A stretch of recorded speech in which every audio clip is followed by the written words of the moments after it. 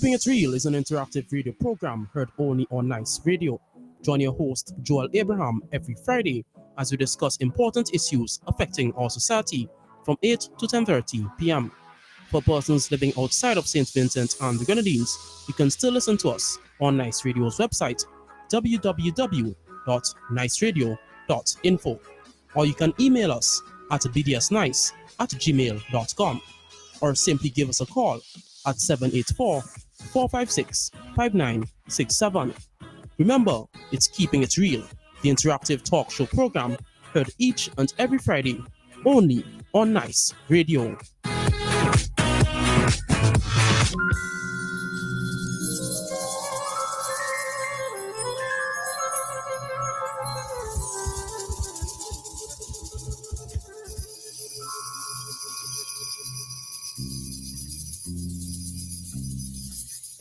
St. Vincent, my homeland, you gave me no mansion, no gold, no diamond, yet I love you a million for the things that you have to offer. Is more than my heart's desire. Lovely beach, tropical breeze, always there within my reach. I love you, St. Vincent, me sweet little island, St. Vincent. I love you, St. Vincent, home of the blessed St. Vincent. St. Vincent, St. Vincent, I love you. Can look at the sunrise, can look at the sunset. Sweet Mother Nature, such beauty, such splendor. Can live my life without fear. Freedom to go anywhere. You got love and you got peace. From La Sofre to the Grenadines, I love you, St. Vincent, me sweet little island, St. Vincent. I love you, St. Vincent, home of the blessed St. Vincent. St. Vincent, St. Vincent, I love you.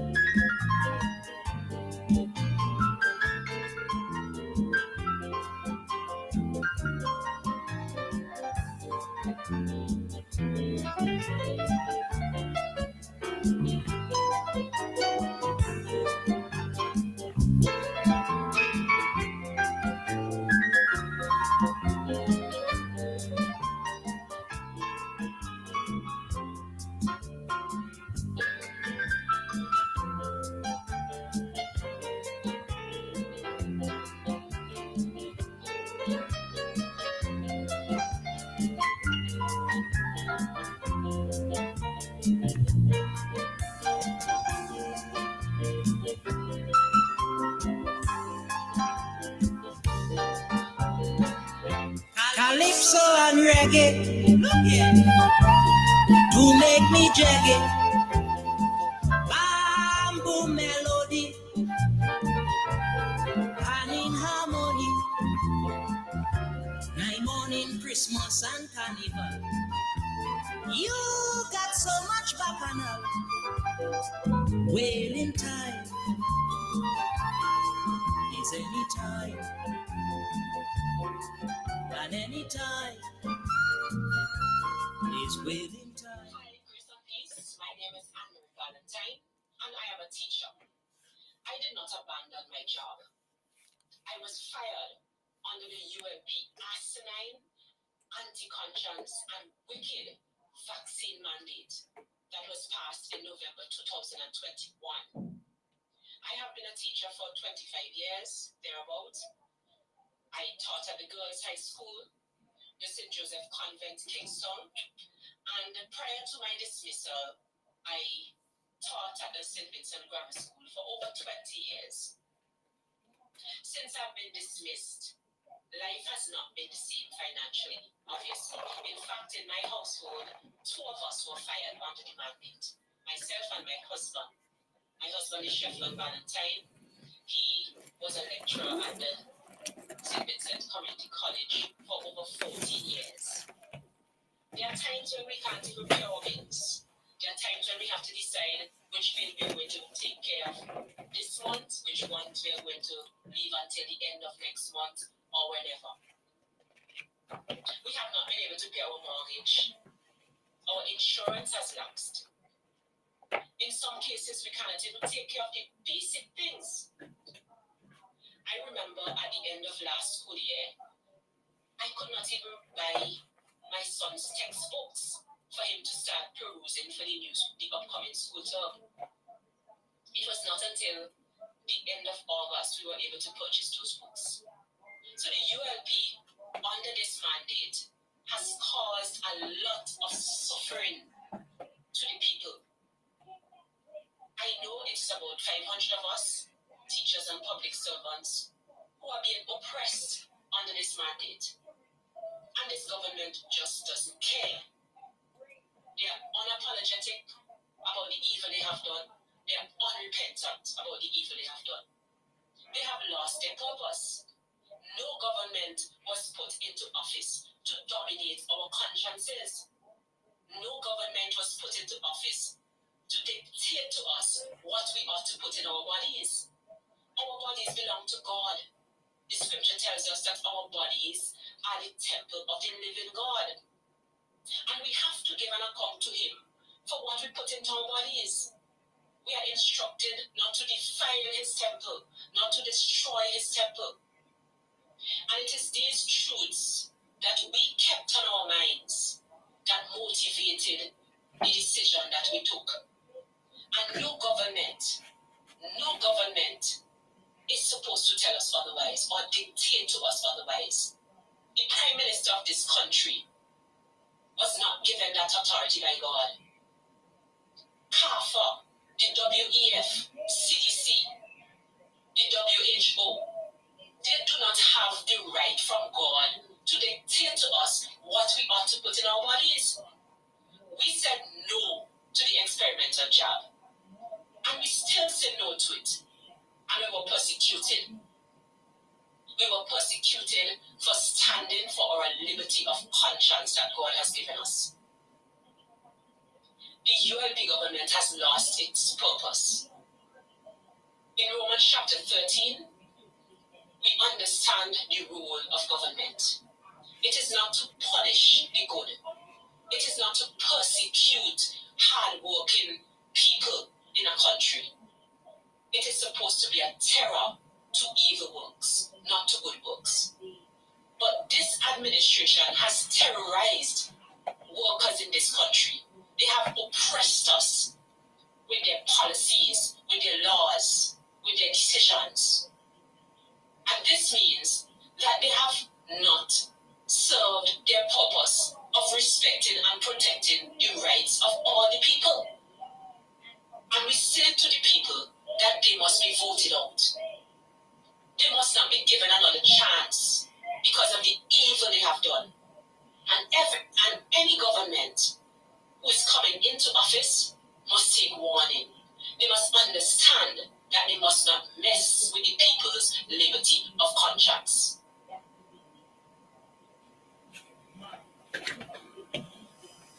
No matter where you are in St. Vincent and the Grenadines, your radio is Nice Radio. 101.3, 96.7, 90.3 FM.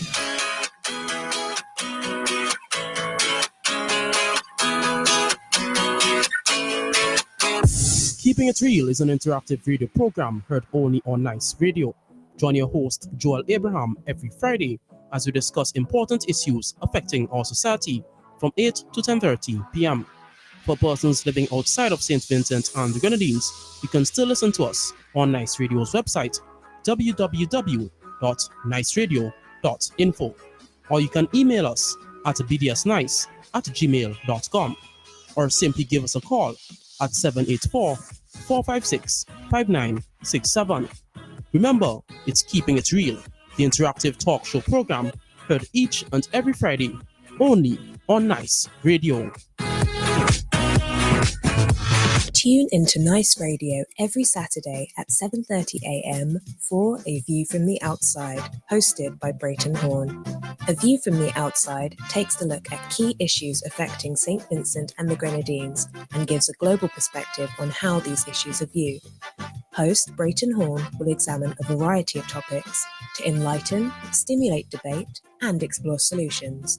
Hear the facts, hear the real-life stories, hear A View from the Outside. Join Brayton Horn at 7:30 a.m. every Saturday on Nice Radio for A View from the Outside. This society need a spectacle. It might help us to see some evil. This society. Good night, St. Vincent and the Grenadines. It's Friday, the 25th of October, 2 days before our 45th anniversary of independence. And as the saying goes, there's never ever a dull moment in St. Vincent and the Grenadines. So, whatever medium that you are using to listen to this program, whether it be cyber or radio, whatever medium that you're using, keep the trailers on the air. And wherever you may be, every nook and cranny, crab hole, foxhole, dog hole, whichever gully, or back road, or corner side bar, keep the trailers on the air. So be prepared to be enlightened, informed, and educated. So exhale all of the bad air that you may have blocking up and preventing you from accepting what we have to say in a clear and precise manner, and inhale a long deep breath of oxygen. So you will all be refreshed and clear to partake of what we have to say. Keep it trailers on the air, and whenever the line is open for this interactive program, all we ask you to be clean, polite, nothing libelous, slanderous, or scaremongering, and be respectful in every manner. Keep it real is on the air. Father Abraham, we are coming into our 45th anniversary of independence. And I was going to do a retrospection and reflection. But a couple of people met me today, and I chose to start off with a tip that I played a while ago, because there's another issue that is in the I don't know if you saw the thing concerning Quico Baiko, where the matter was taken to the Caribbean Court of Justice based on a case out of Trinidad, where some Trinidadians were being compensated from losing their money from Quico Baiko. We screaming that it should have been widely, for persons in other countries that have been lost their investment. But the case was denied. And what I'm checking on Parabium, it's what, almost 6 months now since the appeal court have heard the matter concerning the vaccine mandate, and up to now we haven't got a clue of what is the result, and people continue to suffer. This will be what, the third Christmas since he was sent home without anything, as mentioned by Miss Valentine, this championing mortgage and all that. And there are many more people that are suffering suffering. Yet this government has the heart to say how they care about poor people and they care about people and they care about your rights. And they will never ever trample on your rights and liberty. But what has they done? And why is it taking so long for justice to be given out? Huh? I could understand why people just turn into terrorists and suicide bombers and all these sort of things.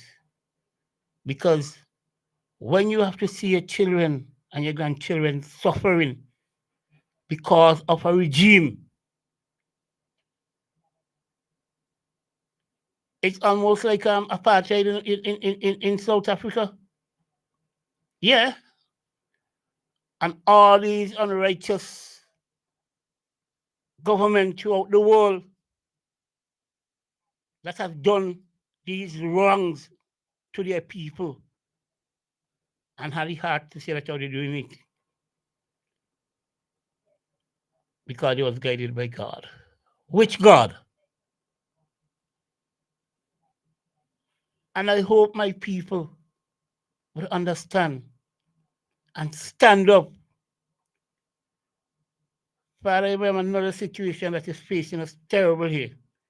For the past 2 weeks, I've been talking about workers and not getting paid. You know, the workers still haven't got paid on this weekend again, Father Abraham. They still haven't got paid. And I was to walk with a thing from the government about allowances. Traveling officers are not getting their the traveling allowance in the Ministry of Agriculture and some other ministries. But you still want them to use their vehicle and the condition of the roads that they are traveling on. Sometimes they can't even buy proper tires to go where they have to go to do their service to work to people. Yet these wicked ones can go at any moment to their account and the allowance is already posted. These things could be right. This government promises that when they came into office in 2001, they will make things better for us. They promise us that they will put the necessary things in place to ensure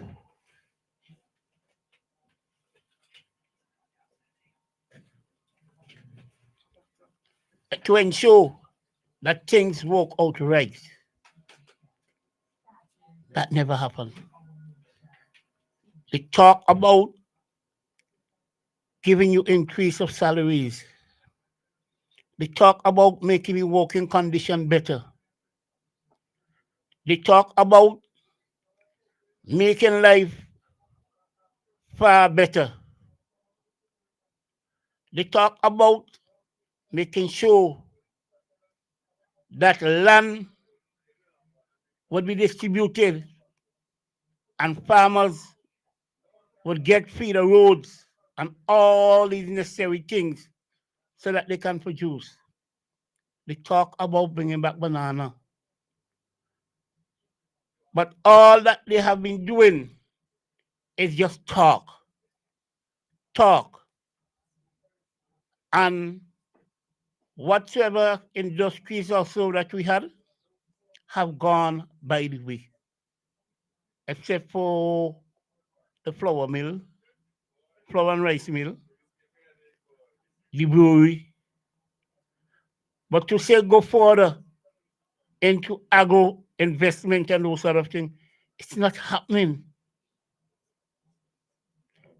It's not happening. And we have been getting money after money for the various storms and disasters that have affected us. But we can't see in any proper way. We can't give account in any proper way.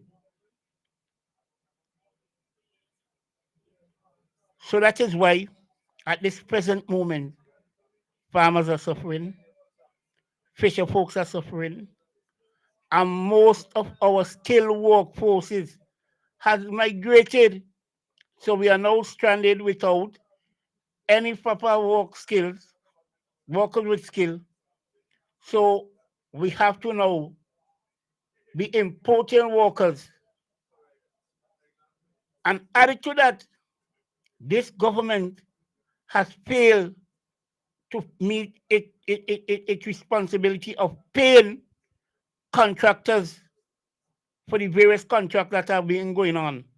So now that they are saying that our people must apply, people are afraid because they apply and then it takes them a year, 9 months, 8 months to get money for work that they have already completed. And when they get, sometimes it's just a quarter of what they are being owed. And if you owe tax, they will take out their tax and still don't pay you. These are the sort of things people are facing, contractors are facing with this present government. So it is terrible.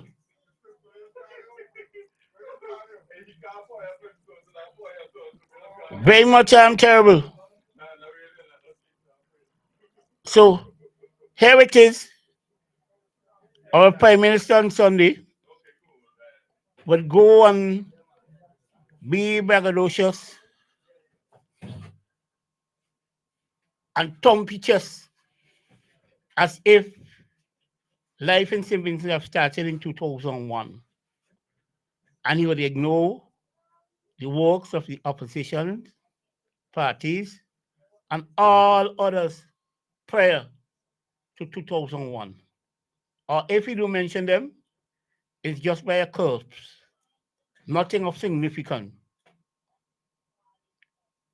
So he is Lord of it all. But sad to say, those who lay the foundation that he has built on, one day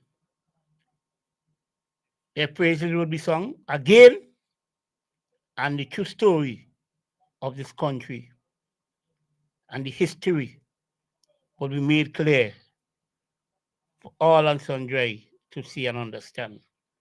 And then we'll know who has brought this country to a standstill and retrogress 35 years backward when we compare ourselves to our fellow OECS countries that we were once ahead of all. Father William, the Prime Minister said that he correcting the historical wrong when he got into office. Remember some workers at various estates that were not paid and what, and they made a big song and dance about it and used the media to show off. Now, workers fight fortnight and they got like bill, water bill, children to send to school, mortgage to pay in some instances, and who is looking out for them? When you're under budgeted, and then you go and you boast and say that under your government, you have made the minimum wage and this amount. But at the same time, you have made a confusion and chaos concerning that same minimum wage. Because you have workers who've been there for 15 and 20 years and just reaching $45, $50. While the new one you have brought on, some of them are getting $57 and they are getting even much more than the 4 person who are supervising them. Could these things be right? Are these not gross anomalies? And I keep on talking about these things, but like it's going on at deaf ears. And the workers, people might say, for you keep on talking and we have to the workers. Why? Because they are scared. up to today, 2 workers from the Greg's area who work in with agriculture telling me they're afraid to go demonstrate because they go lose the little work with it and then they have nothing coming in. I say you can't lose your work for standing up for your right. I say it's 5 fortnights, you say, no? Not 1 or 2, 5. Yeah? Just like how the minister is invite Ali to come and think. I say, say you should go and approach him and ask him what's really happening. Ask for audience with him. See if he would allow all you.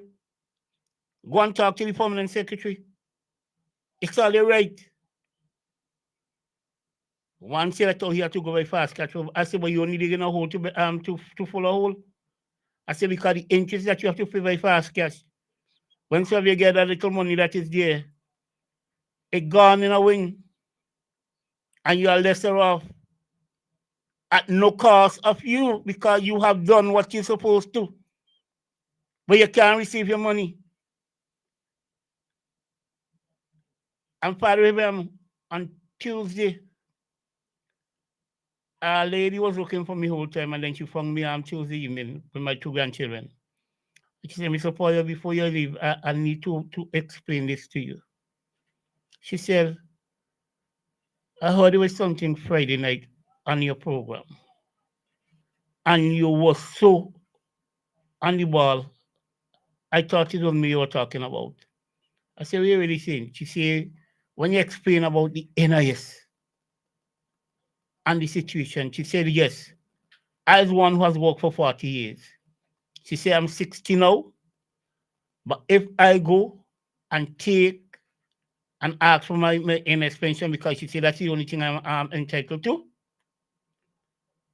I gonna be losing 40%.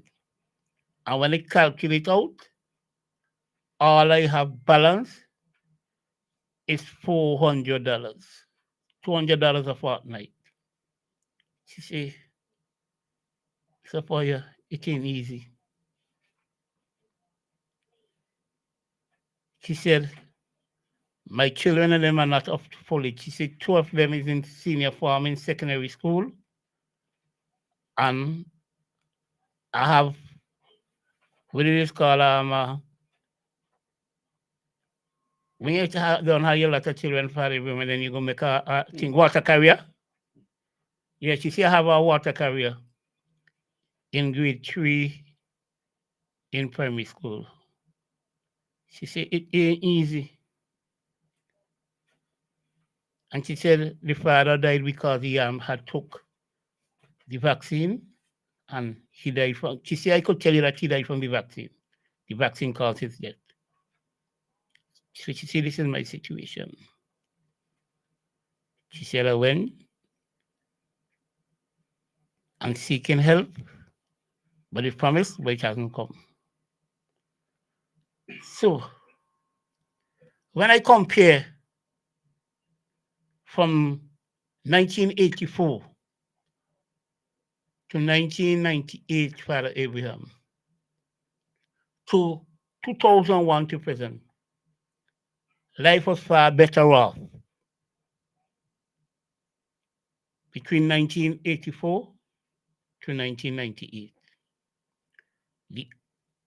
I also spoke to some Rasta brethren who were farming in the hills. And they say during that time, if you didn't build a house and acquire all what they have, they couldn't do it under this present regime, although they still legalize marijuana.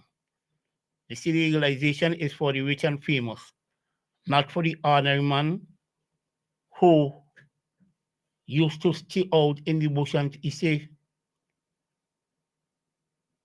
the city are not arresting you anymore for marijuana, but that isn't true. They still call our operation illegal. So you see, they come and they bring the draconian laws in order to collect their taxes. Right? Since everywhere they have the tentacles, getting taxes, because that is all about. But to make life better for the ordinary man, it's not happening. It's not happening. And finally, I passed through the market to the Father Abraham. And I must say kudos. And the kudos is that it's the first since Beryl, Hurricane Beryl, I have seen the market have so much produce. I'm being honest. There was a wide variety of produce in the market, and I must say thanks to our farmers. And also, there was a lot of fish in the fish market also too. Dolphin, kingfish, tuna, ocean gar. So, even though the prices are up, the market looked well today. But the goonies was still there, ensuring that the vendors were not able to fly the trade. Because even though things are there, hardly anybody going inside the market. Because people are saying there's no money. There's no money. But I feel good for what I saw. And I hope it could continue to the end of the year. And I hope that some money could come from some windfall could come from somewhere, so that people could get to purchase and those sort of things. But farmers are still crying out for assistance, and they're saying, they're promising them voucher and whatever, but the voucher that they need is to pay to clean their land. That voucher to get supplies them, so that is not a priority right now. The priority is to clean their land and to plant back from the damage from Beryl. I will hold here for now. In the 18th century, British merchants shipped around 3 million people from West Africa across the Atlantic to the Americas and sold them into slavery.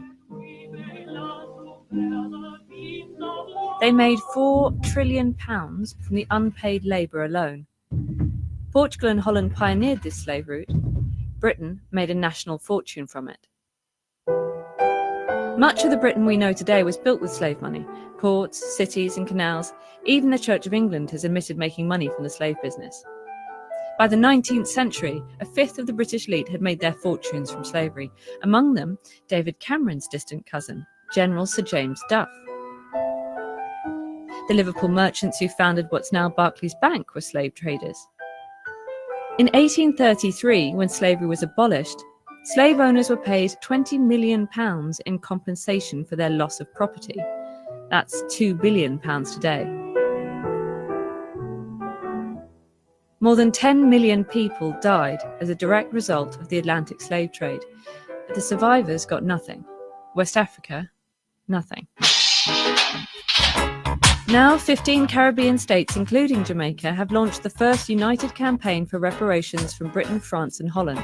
They have suggested compensation equal to the sum offered to slave owners in the 1830s, £2 billion.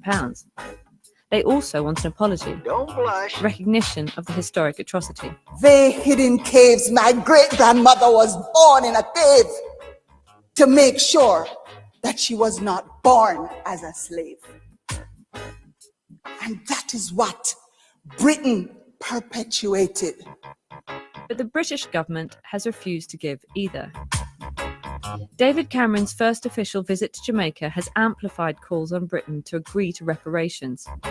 Some argue that if Britain did pay, it wouldn't be the elite footing the bill, but the tax-paying working classes. Others have said this was 200 years ago, it's in the past, why should I pay now? In Jamaica, slavery was followed with a century of colonialism.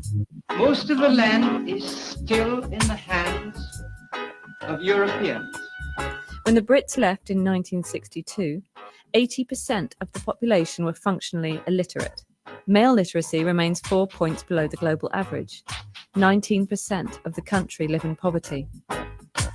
When historic crimes have generational victims, Who should pay?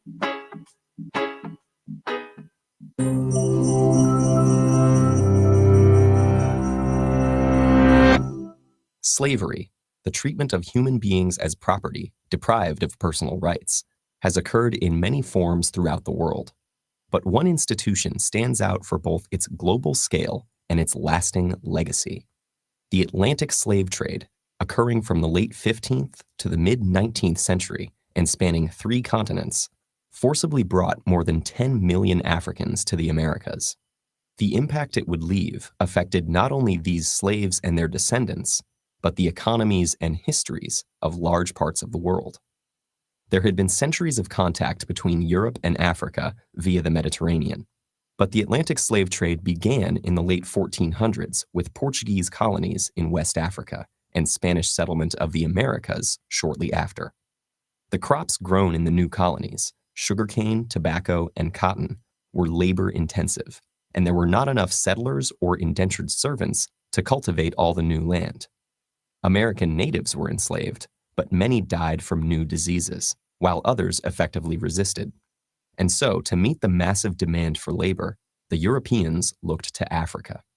African slavery had existed for centuries in various forms. Some slaves were indentured servants, with a limited term and the chance to buy one's freedom.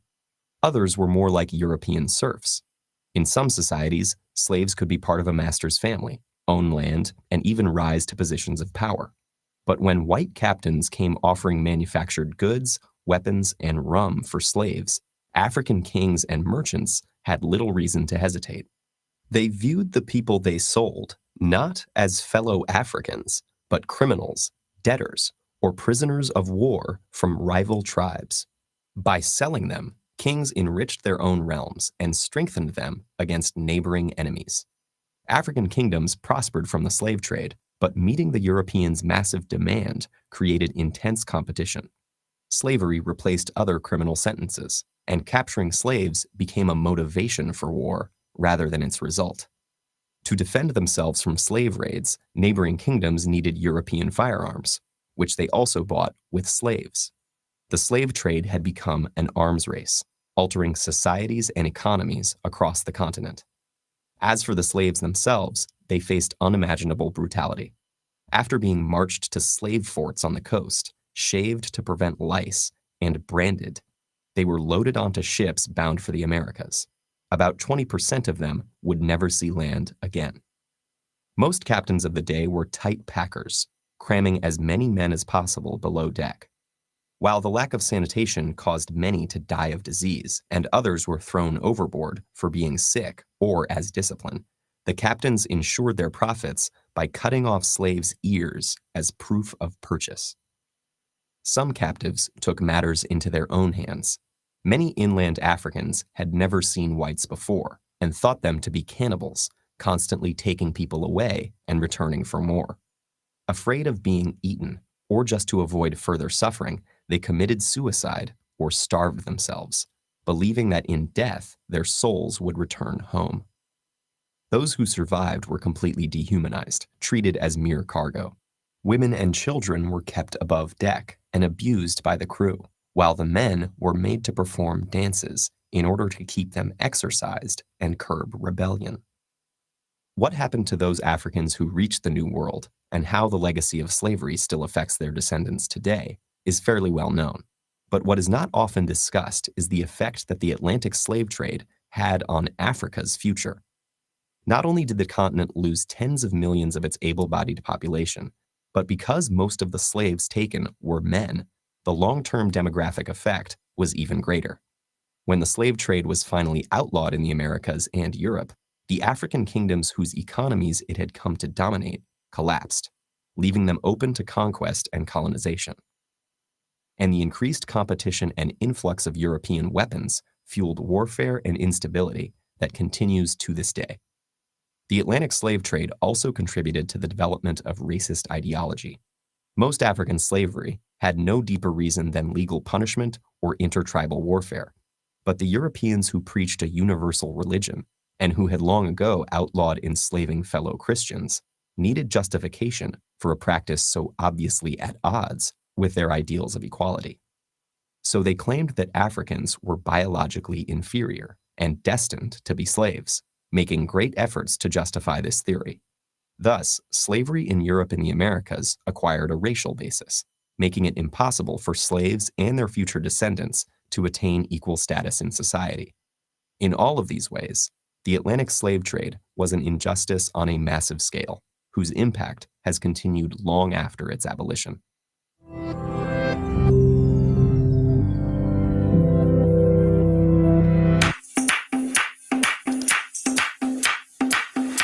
Ladies and gentlemen, fellow Vincentians, first of all, let me say a hearty thank you to the electorate of St. Vincent and the Grenadines for giving the St. Vincent Labour Party an overwhelming mandate to manage the affairs of government for the next 5 years.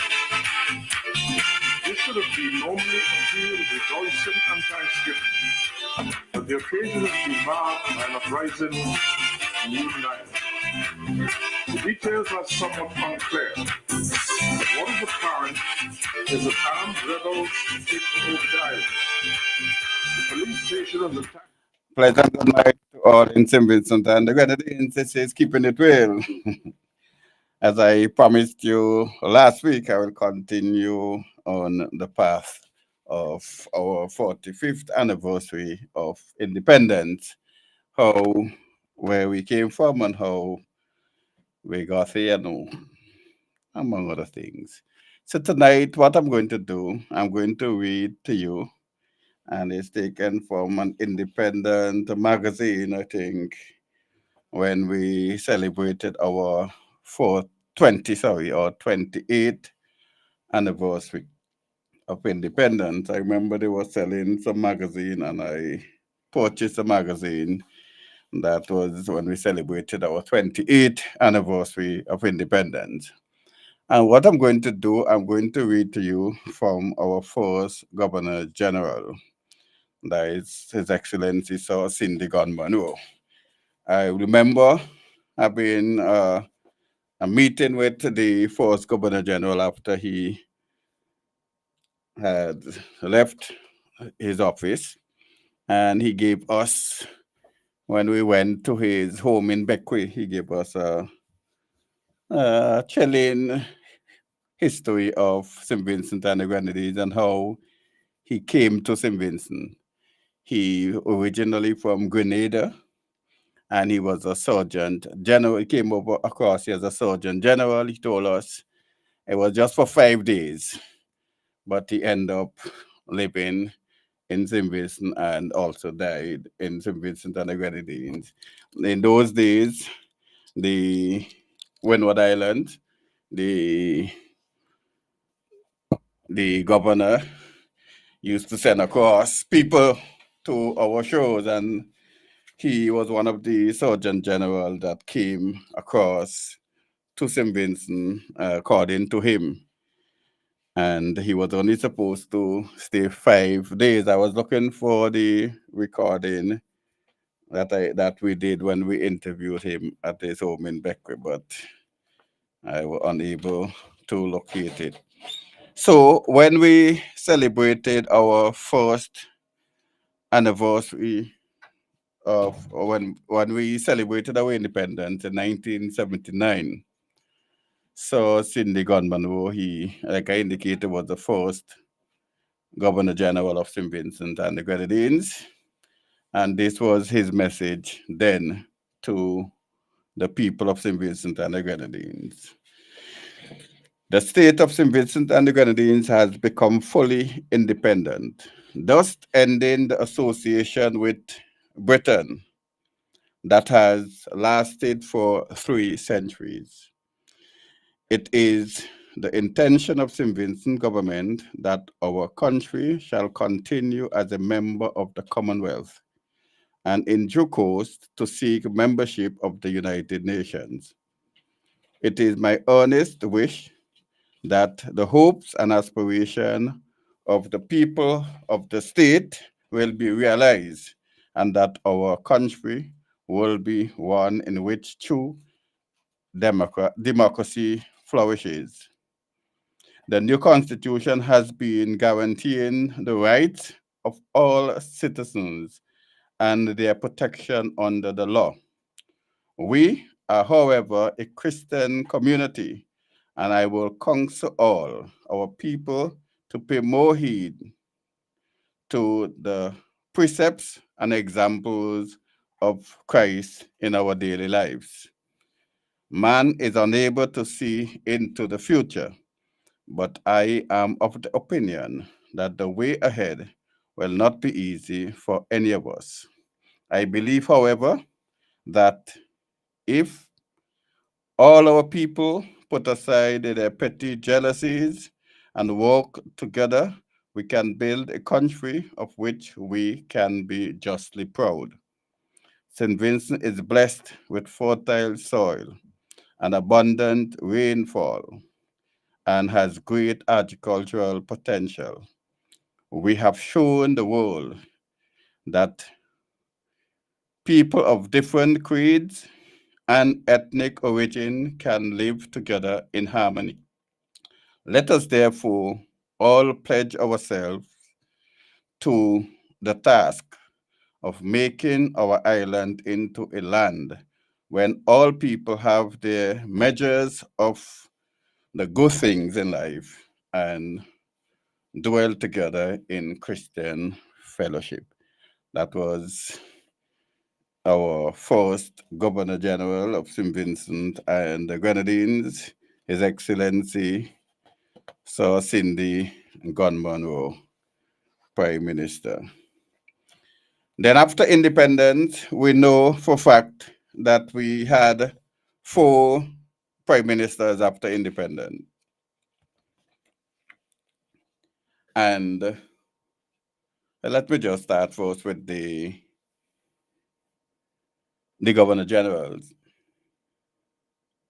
After our independence, as far as the record show for you, we had about 6 Governor Generals.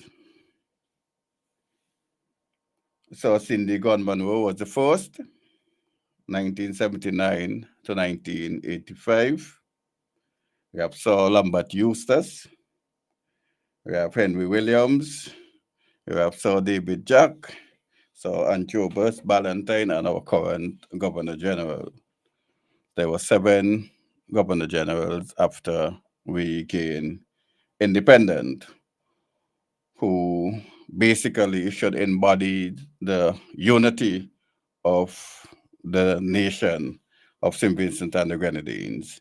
Whether I think the Governor General or whether we want to remove and go to a president, executive or titular president, I am of the opinion that they should have more say in the affair of governance, and they should be able to object in terms of affixing their signature to any bill or legislature or any document that they have to affix their signature to. They should be given more power to do that in the interest of the people, because when they are placed in that position, and they are supposed to represent the entire nation and not a political party. And if what the government, whoever government or whichever government is in place, would come up with any laws that in the Governor General or the President, whatever the case may be in the future, in his or her opinion, believe that it doesn't embody the spirit and the will of the people, he or she should have the right to reject or to refuse from affixing his or her signature on the document, therefore avoiding it from becoming law. That is my opinion. You don't have to agree with me, but that is my opinion. I think the function of the Governor General over the years is just to listen to, work on the advice of the Prime Minister or any other minister. I think that we could look into it in terms of changing it in the not too distant future, because all the governor general, well, different with some other functions over time, is affix his signature or her signature to legislation that would have been approved by parliament, or in some cases where SR&O by the cabinet. And I think that we looked at. I also am of the opinion that we should have the upper and lower houses, as I indicated last week, instead of one chamber where all the parliament, the elected representatives, and also the senators are seated. When they opted for that in 1979, I was advised by person who were on the Independence Committee and other individuals who were wrong, is that they were looking at the issue of cost at the time. But I think we can use the same chamber, meet at different days, and I don't see the issue of cost. You extend the amount of senators. I am of the opinion also that the senator should be based on a list of PR, which is proportional representation. So based on the amount of seats or votes a party get in an election, that you should allocate the seat accordingly. So therefore, you avoid what happened in 1989, where the NDP took all the seats and there was no opposition in parliament. And I remember then, okay, thank you. I remember then that my good friend, Pierre Campbell, my late good friend, he told me that he agreed that the two persons should be appointed as opposition senators and it wouldn't affect the government in any way. And I am of that opinion also, that you should always have an opposition position or a different position in the legislature. So Sir James, in terms of his advice, is legal advice, because no opposition member won the seat, he chose to go a different path, which I think, in my opinion, that wasn't the best thing at the time. I mean, opposition in the region basically don't have no say, but at least we would have known what was going on, and some of the things maybe could have been avoided, because at that time, I believe, we were more militant in terms of, and more, even though the society was not as certified, and I use that certify as it is today, people were more conscious then than we have today. With all the certification and the qualification, they are less engaged in terms of what is happening in St. Vincent and the Grenadines. And you could know that for fact, or up to until maybe the late 90s, where persons were more involved and more militant. So I am of that opinion that we should seek to have a mixture, change our the political system and have a mixture, because it is, you may have a third party, and sometimes the third party candidate may be able to get, like I say, about 15% of the vote nationally, and therefore they ought to have a voice in the National Assembly. So that is my opinion. You don't have to agree with it, but as usual. So yes, then we have persons who would have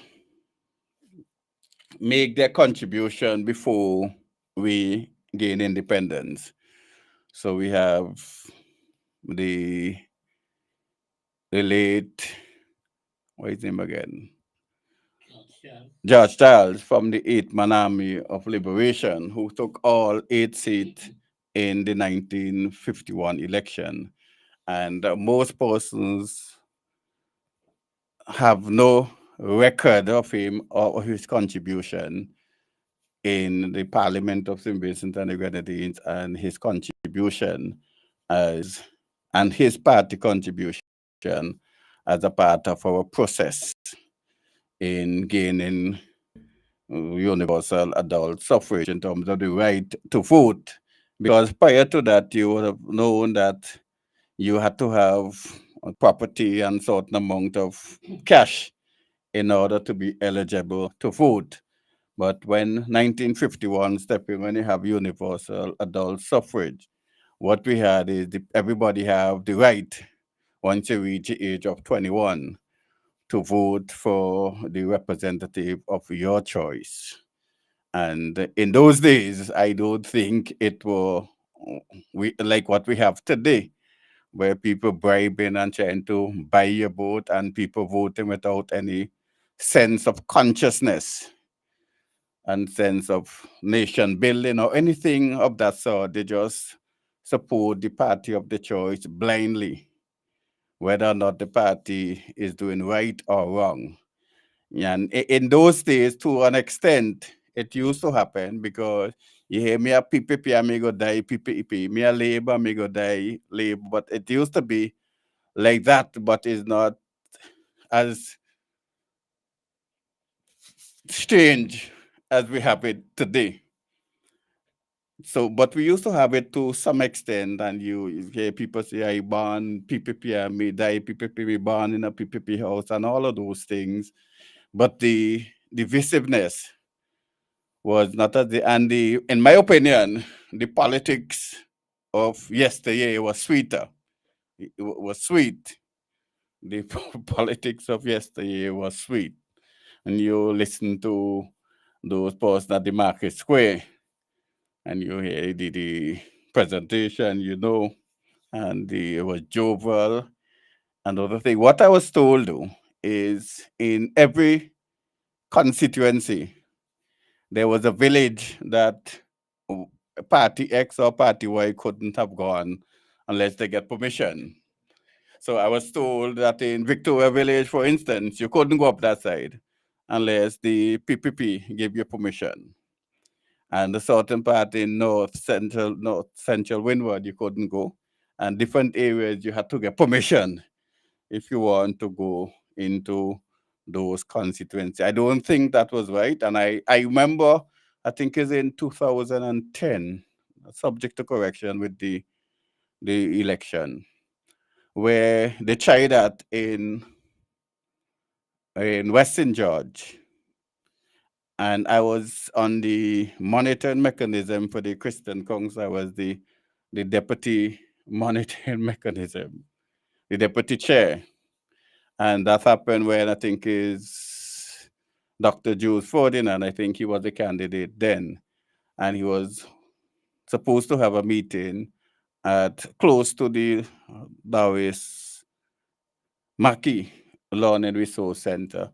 And a lot of supporters for the Unity Labour Party, supporters in red t-shirt came out and blocked the road and said no meeting up here and other things like that. I remember calling to the chairperson and the head of the Christian Council at that time, and we tried to call the police, and there was no remedy. So what happened, they went lower down, I think it's by somebody else whom I wouldn't call the name of the person, on the other side to have the meeting, and I don't think that should happen. I mean, it used to happen then, but I don't think that we should continue it. A political party should have the right to go into any constituency, any village, and campaign as they see fit. I'm not talking about bribery, I'm talking about giving the ideas and the party platform to the electorate, and then the electorate to make up their mind. So you have George Charles from the 8th Man Army. You have Ebenezer Theodore Joshua. He was the first chief minister. He was very effective. He was very effective, and most people believe that he was one of the best politician passed through St. Vincent and the Grenadines. You could have your opinion on it, but most people believe he was one of the better politicians passed through St. Vincent and the Grenadines. And at that time, you have an awkward, an awkward scenario then, where he was the chief minister and his wife was the opposition leader. I know most of you may not remember that, some of you will. So that was a very funny, awkward situation in St. Vincent and the Grenadines, where you have your husband in charge and you the opposition leader. I don't know how that or how they were going to deal with that, but you had that. And Ivor Joshua, she played a significant role also in terms of Ivor Joshua. She played a significant role also in terms of helping her husband in terms of what transpired in St. Vincent and the Grenadines in the North Windward constituency. I remember listening to some stories from some older folks how, like, this week, Joshua would have gone out to North Windward, up to North Windward, and she would have gathered the people, well, informed them she was coming, and she would have gathered the copra and the provision, and she would have sent the copra to where we had the oil factory at the Annisville. I don't know where the Chicky Graves parking lot is. They had the oil factory, the coconut factory across there. So you used to get your copra, you get your coconut and you dry them and you carry them there to make oil. And persons remember her going to North Windward and with the truck, and she will deliver their stuff.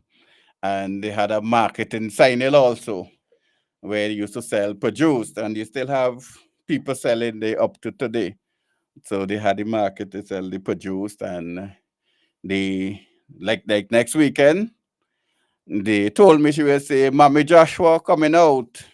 So look for Mommy Joshua, and she will go and distribute back to them the cash for the produce that she have sold. I heard a politician is trying to do that, but you having the people there. I ain't calling the name, nobody asked me who. I have no money, and as the Mr. Constitution used to say, I don't have court clothes. Yes. So we have those scenario. Then we had the Robert Milton Cato, who won the election in 1979, and he lasted about 5 years after the independence. And people, when I was growing up, and because I didn't spend a whole long time under under Robert Milton Cato, I was a little boy in those days. So what I would have heard that Joshua was Cato was the worst government, the Labour government was the worst government ever. That is what we were told. And then the NDP came, and the NDP did their stuff, and they contributed to St. Vincent and the Grenadines from 84 until up to 2001. Well, Sir James led it until 2000, then he handed over to Eustace. But that was an awkward situation also that caused what we call the roadblock revolution. I remember then when I had a conversation with my good late friend Pierre, and he suggested that Eustace didn't have to listen to, well, he didn't have to follow, or he wasn't bound by the collective agreement that was signed in Grenada, and he could depart from it because he wasn't a party to the collective agreement. And I think he advised Eustace as such, and Eustace basically turned him down and said, no, this is agreement in place, and I'm going to stand by that agreement. So we have that agreement, and we know what happened then in the 28th of March 2021, when they had the election, you have Dr. Gonsalves in office up until today. So we had those 4 leaders who were a part of our pre-independence. So those individuals who contributed to us being here 45 years after. We know for a fact that there are some times where we believe that the position and the country were not always functioning on the democratic principles that are enshrined in our constitution and under all the leaders, with the exception of Eustace, which is short thing. We know that the country was not always functioning under the democratic principle as we indicate that we subscribe to in our constitution. So that is the long and short of it. Then I purchased another magazine. I'm going to finish now, don't worry. I purchased another magazine sometime when we celebrated our 19th anniversary of independence. So when we celebrated our 19th anniversary of independence, I purchased a magazine that they had, and they give us some other persons who contributed to our independent or pre-independence era. And I'm going to read to you now from page 15, and I'm going to close and you can make your contribution. As we once, and I'm reading from page 15 of the magazine when we celebrated our 19th anniversary on the 27th of October, 1998. As we once more celebrate our independence anniversary, it is incumbent upon us to reflect on the many who during the pre-independence era fought in one way or another for a better St. Vincent and the Grenadines. These men and women, some of them at great sacrifice, dedicated themselves to the upliftment and betterment in areas such as our environment. So we have James Cato, born on the 27th of September 1895, was a teacher, a founder of the member of St. Vincent and the Grenadines Teachers Association, and a representative of Government Association, and also a member of the Board of Education. And he died on April, according to this information, 28, 1956.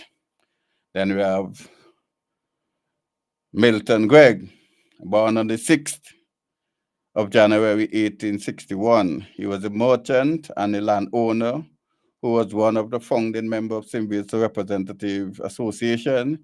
He was also a member of the Legislative Council in 1925. He died on September 26, 1947. We have Ebenezer Duncan. He was born on December 25, 1887. He was a schoolmaster and a journalist and a politician, and could not be suppressed. He became the secretary of the Workers' Men Association and a member of the Legislative Council. And the last one I'm going to read for you tonight is George Augustus McIntosh. And we know he born March 1886. He was a druggist, as we call pharmacists, but in those days they called them druggists, and a founder of St. Vincent Working Men Association and a member of the Legislative Council from 1937 to 1951. He was a fearless champion of the masses, and he actively promoted the concept of self-rule. So you may get more, maybe some next week or some other time. But those apostles who contributed to our independence. I don't know whether or not if they were wrong, what would be the take today as whether or not we progress or we regress. They will be in a position to tell us, or they may be rolling in the graves, how we have become as a people. I remember a lot of things. So, Poya, let us get that thing from the start, because I think person said they didn't hear it too good, so we could play it back for them, and then we open the line and you are free to make your contribution to keeping it real. Today is October 25th, Sunday. Sunday is our 25th. Sunday is... My name is Anne-Marie Valentine, and I am a teacher. I did not abandon my job. I was fired under the ULP asinine, anti-conscience, and wicked vaccine mandate that was passed in November 2021. I have been a teacher for 25 years, thereabout. I taught at the Girls' High School, the St. Joseph Convent, Kingston, and prior to my dismissal, I taught at the St. Vincent Grammar School for over 20 years. Since I've been dismissed, life has not been the same financially, obviously. In fact, in my household, 2 of us were fired under the mandate, myself and my husband. My husband is Shefflon Valentine. He was a lecturer at the St. Vincent Community College for over 14 years. There are times when we can't even pay our bills. There are times when we have to decide which bill we are going to take care of this month, which ones we are going to leave until the end of next month or whenever. We have not been able to pay our mortgage. Our insurance has lapsed. In some cases, we cannot even take care of the basic things. I remember at the end of last school year, I could not even buy my son's textbooks for him to start perusing for the upcoming school term. It was not until the end of August we were able to purchase those books. So the ULP, under this mandate, has caused a lot of suffering to the people. I know it is about 500 of us, teachers and public servants, who are being oppressed under this mandate. And this government just doesn't care.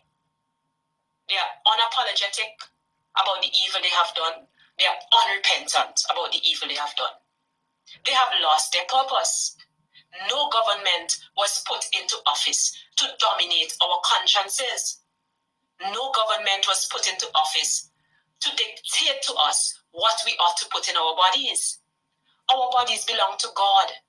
The scripture tells us that our bodies are the temple of the living God. And we have to give an account to Him for what we put into our bodies. We are instructed not to defile His temple, not to destroy His temple.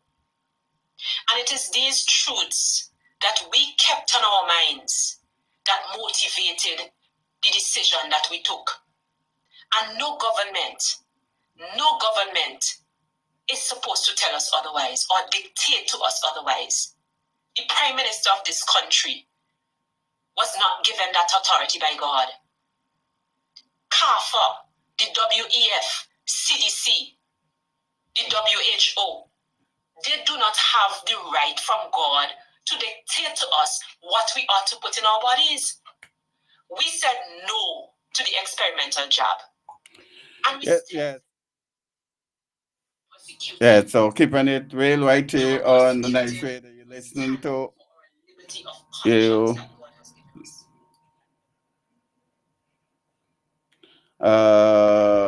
pleasant good night. Pleasant good night. Pleasant good night. Hello. Hey, go ahead. All right, that's what I want to know. 45 years of independence. Quite a lot for those of us to talk about who have lived through those 45 years. Thank God I am old enough to remember when we became an independent nation. So they say, that's how I'll put it out there. We became an independent nation, so they say. And you hear all this talk about separated from our colonial masters. That is so. You know, it's only those of us who can appreciate all what we have been through. And that's why I said the legacy of slavery and colonialism has left us with permanent brain damage, because some of us can't help. But what is so bad about all of this is after they say we became independent, we had our own colonial masters, a continuation of our own colonial masters. I wonder if people understand what I'm saying. That's why some of them could become dictators, ruling the country for such a long period of time. Yes, I'm not going to say that we didn't have a long tenure, but look at how that was broken up when Sir James Mitchell was Prime Minister. Look, it's a living example who took everything in his, well, you have to say he had power. He had power. And that's why he speaks about power and being in control of every square inch of this country. I don't have to call him because you all know who I'm talking about, unless you all are real dumb. We know who is the dictator in the country these days. And those who have to follow him, they can't help it. They have to follow him until whenever he's removed from office. Sometimes I think about this whole thing and I wonder how come nobody has really tried to upset the apple cart. We have remained a very docile people over all these years. I don't care who. Yes, we have had some utterances, we have had some, we have had some talk, and immediately they have been silenced. There are those of us who came, who gave me the impression that we were going to get serious about our country. But we allow ourselves to be dominated, to be taken advantage of until we find ourselves now in a situation where we have become like dummies. We can't do what we can't do what we're supposed to do. So the powers that be are continue to take advantage. And as I heard that voice, that recording you played there a while ago, I mean, she has to express her feelings. Both husband and wife get fired. Who could fire? We need to ask ourselves, since such action could be taken to a humble couple, as Vincentians in this nation, who is going to take the same action against the leader and his wife and family of this country? Who's going to take action against them? Huh? They are untouchable. Yes, we are having elections, and I can't wait I hope God permits me to see the next general election and to see if it's still business as usual. But you see, some of us can't talk. Some of us can't talk because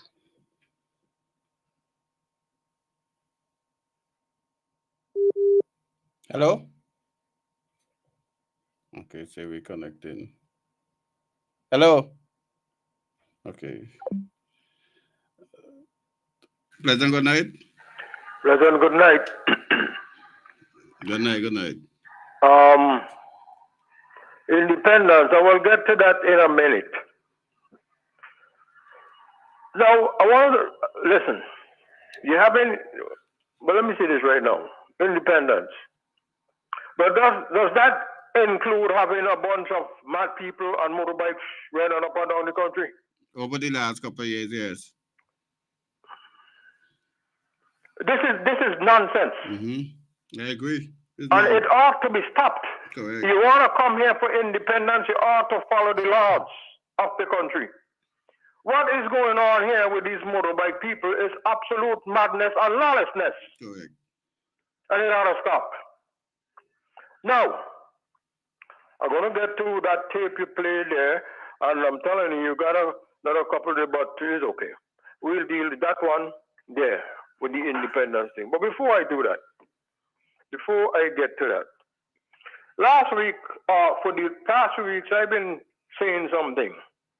I can't believe somebody listening to me would message you guys this. Is Frank De Silva saying Dr. Friday is doing nothing wrong while sitting in the parliament with a Canadian passport? Now, the person who is writing that cannot be real. Cannot be real. Or something unbelievable. Let me say this now. I used to be a teacher. And in those days when I was a teacher, you would have a minimum of 25 children in the class. You would have to prepare your lesson and all them kind of stuff. Hand it up to the head teacher and all that kind of stuff. Well, it's this. You would do the first lesson. I can tell you that when you do the first lesson, you would have about 5. I remember one guy in particular, he could finish anything I was going to say before I finish. A fellow named Winsford King from Rosebank. You would get 5, would get it, including that it would be like 2 girls. You would teach the thing a second time, and now you have 15 persons getting it. You go for the third time, a review. You would get to about 18, but less that the rest of 25 will never get it. Never, ever get it. I never call them dunce, you know. I don't, and anybody who, remember, I don't believe in dunce children. I believe they are lazy people, not dunce. Because a whole bunch of them are extremely good at something else. So, they also say, you could take the horse to the water, but you can't force them to drink. So now, how could anybody listen to me and come on asking if I said that? Something's got to be wrong with the person. They keep going on with this Commonwealth nonsense. The Commonwealth nonsense has been moved. It's gone. You know why it's gone?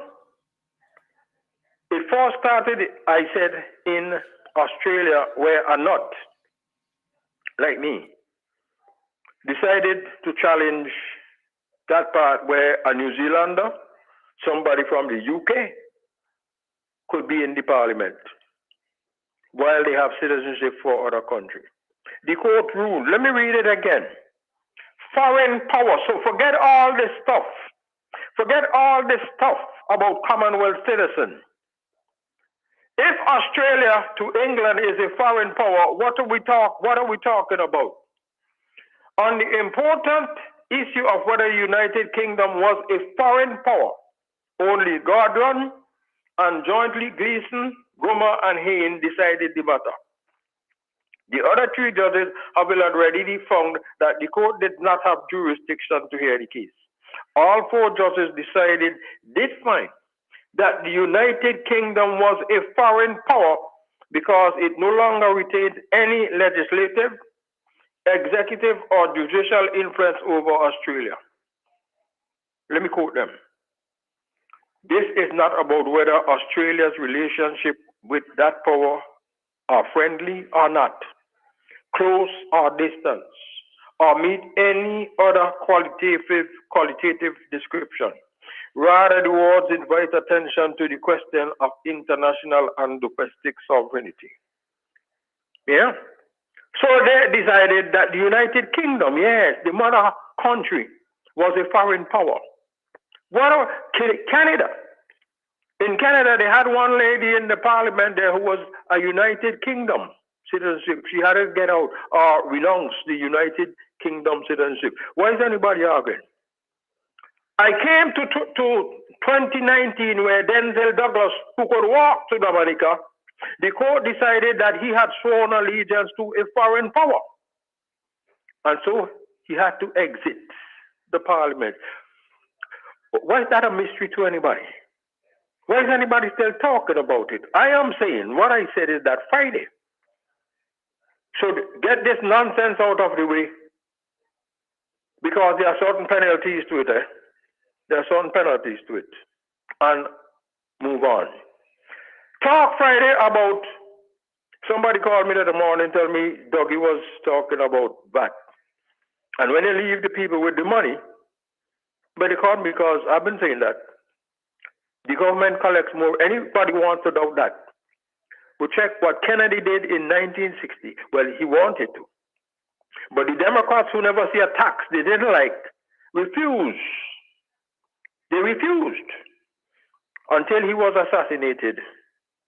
He got a pass. America was overflowing with money because people had more money to spend. Reagan came in 1980 and did precisely the same thing. The government revenues almost doubled because the people had more money to spend. When they started this bad thing, I'm on record. He changed my mind.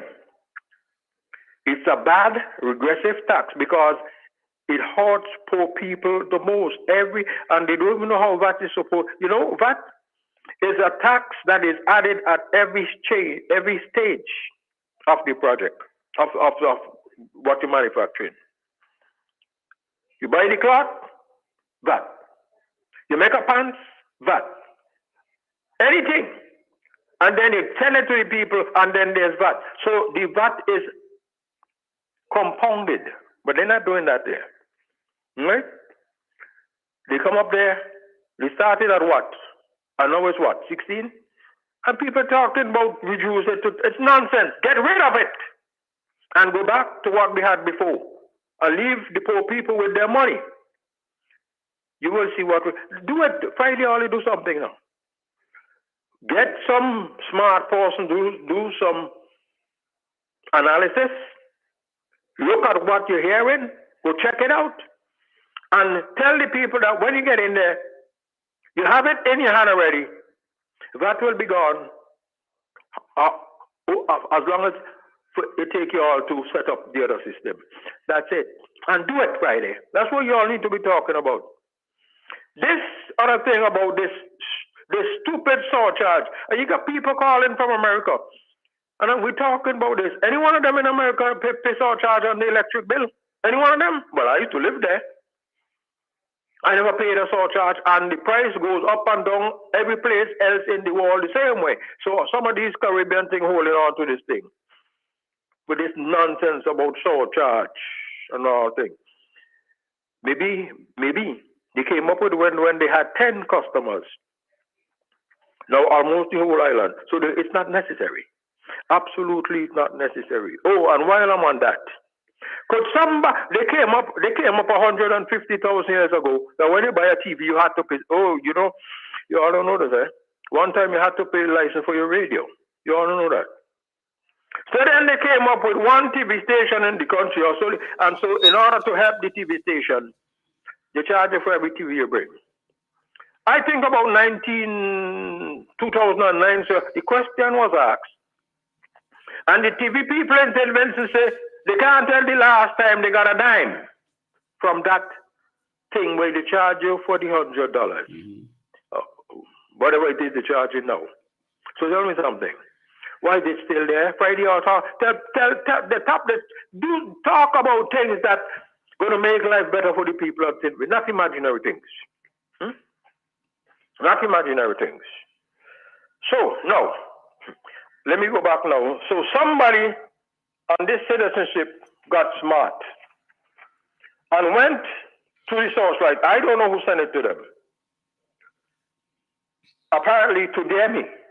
Here's what the headline in the source light said, 2019 or something, attempt 2019. Any voter can challenge eligibility of a representative to sit in the House. Constitution. Really? Really? Any voter? Any voter could do that? I think they're trying to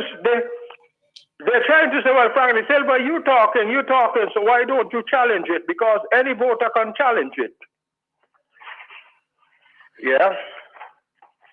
Really? Any voter, eh? Any voter from any part of the country could challenge Friday. Right? That's what you're implying here. You do. Well, let me read it for you. Election petition. And this one now expands. This is from the Constitution itself. A person complaining of an undue return or undue election of a member of the House of Assembly in this act called an election petition may be presented to the court by any one or more of the following persons. That is to say, a person who voted or had a right to vote in the election to which the petition relates. In other words, only somebody from Beckway, only somebody who lives in Beckway, you dope, could file a petition against Friday. All they try to invest in Georgie Farley right now. See if Farley will get away with it. You know? I done with that. I won't go back to that anymore. If they are all still dumb enough to persist with it. But I know what happened in Australia when the court decided that Miss Hill, who had a New Zealand, citizenship, or was it UK? One of them was not eligible to sit in the House. They didn't call for a new election. They just passed the seat to the next person who contested the election. You all get it? Still carry on with this stupidness. Now, to the tape and independence. I told you all, as a little boy, Jamaica became independent. The man preaching in Jamaica was a fellow named Edwin Sharp. And he said he laughed at the whole thing about independence. He laughed at it. Independence what? What you have, so you're going to be independent. It's a joke. Really? But we go on now with all this about independence. And by the way, Abraham, I used to write for the Jamaica Gleaner. You know what it is? You know, there's one time you had about 3 fellas elected to the parliament by bribing people. You know what the government did? So you had, I think, 28 days to file the petition. I just talk about it to get them out. The government went and passed retroactive legislation to change the time from, I think, 28 to 7. That's the end of that. Those are the nice independent people some people like to talk about. I wonder who was the premier at the time in 1972 when this law was passed to save people and keep our government. I wonder who. I ain't seen nothing done. So now, independence. How is it that anybody in this country here could be celebrating independence when you just heard the young lady there? When somebody just made her and her husband and her family totally, I can't even say the dependent. Put them out to starve. Rob them of their independence. Not a soul in this country here should be out there. Once you have these people, how many of them should say? Over 500. Teachers, policemen, medical people out there. No, stop. You have robbed them of their independence, and some of you got the nerve to go out there. So I say, why? And when any time one of your fellow citizens has been robbed in this way of his independence, you have a right to protest. You know what should really happen? You policemen and all of you who going on march, you know what should be staged? So all you and some of them who died, including two cousins of mine already, you all should be staging a protest to the man who is the best protester in the Caribbean. But you see, people ain't thinking that they want to get an attack Frank. Attack me, but come good.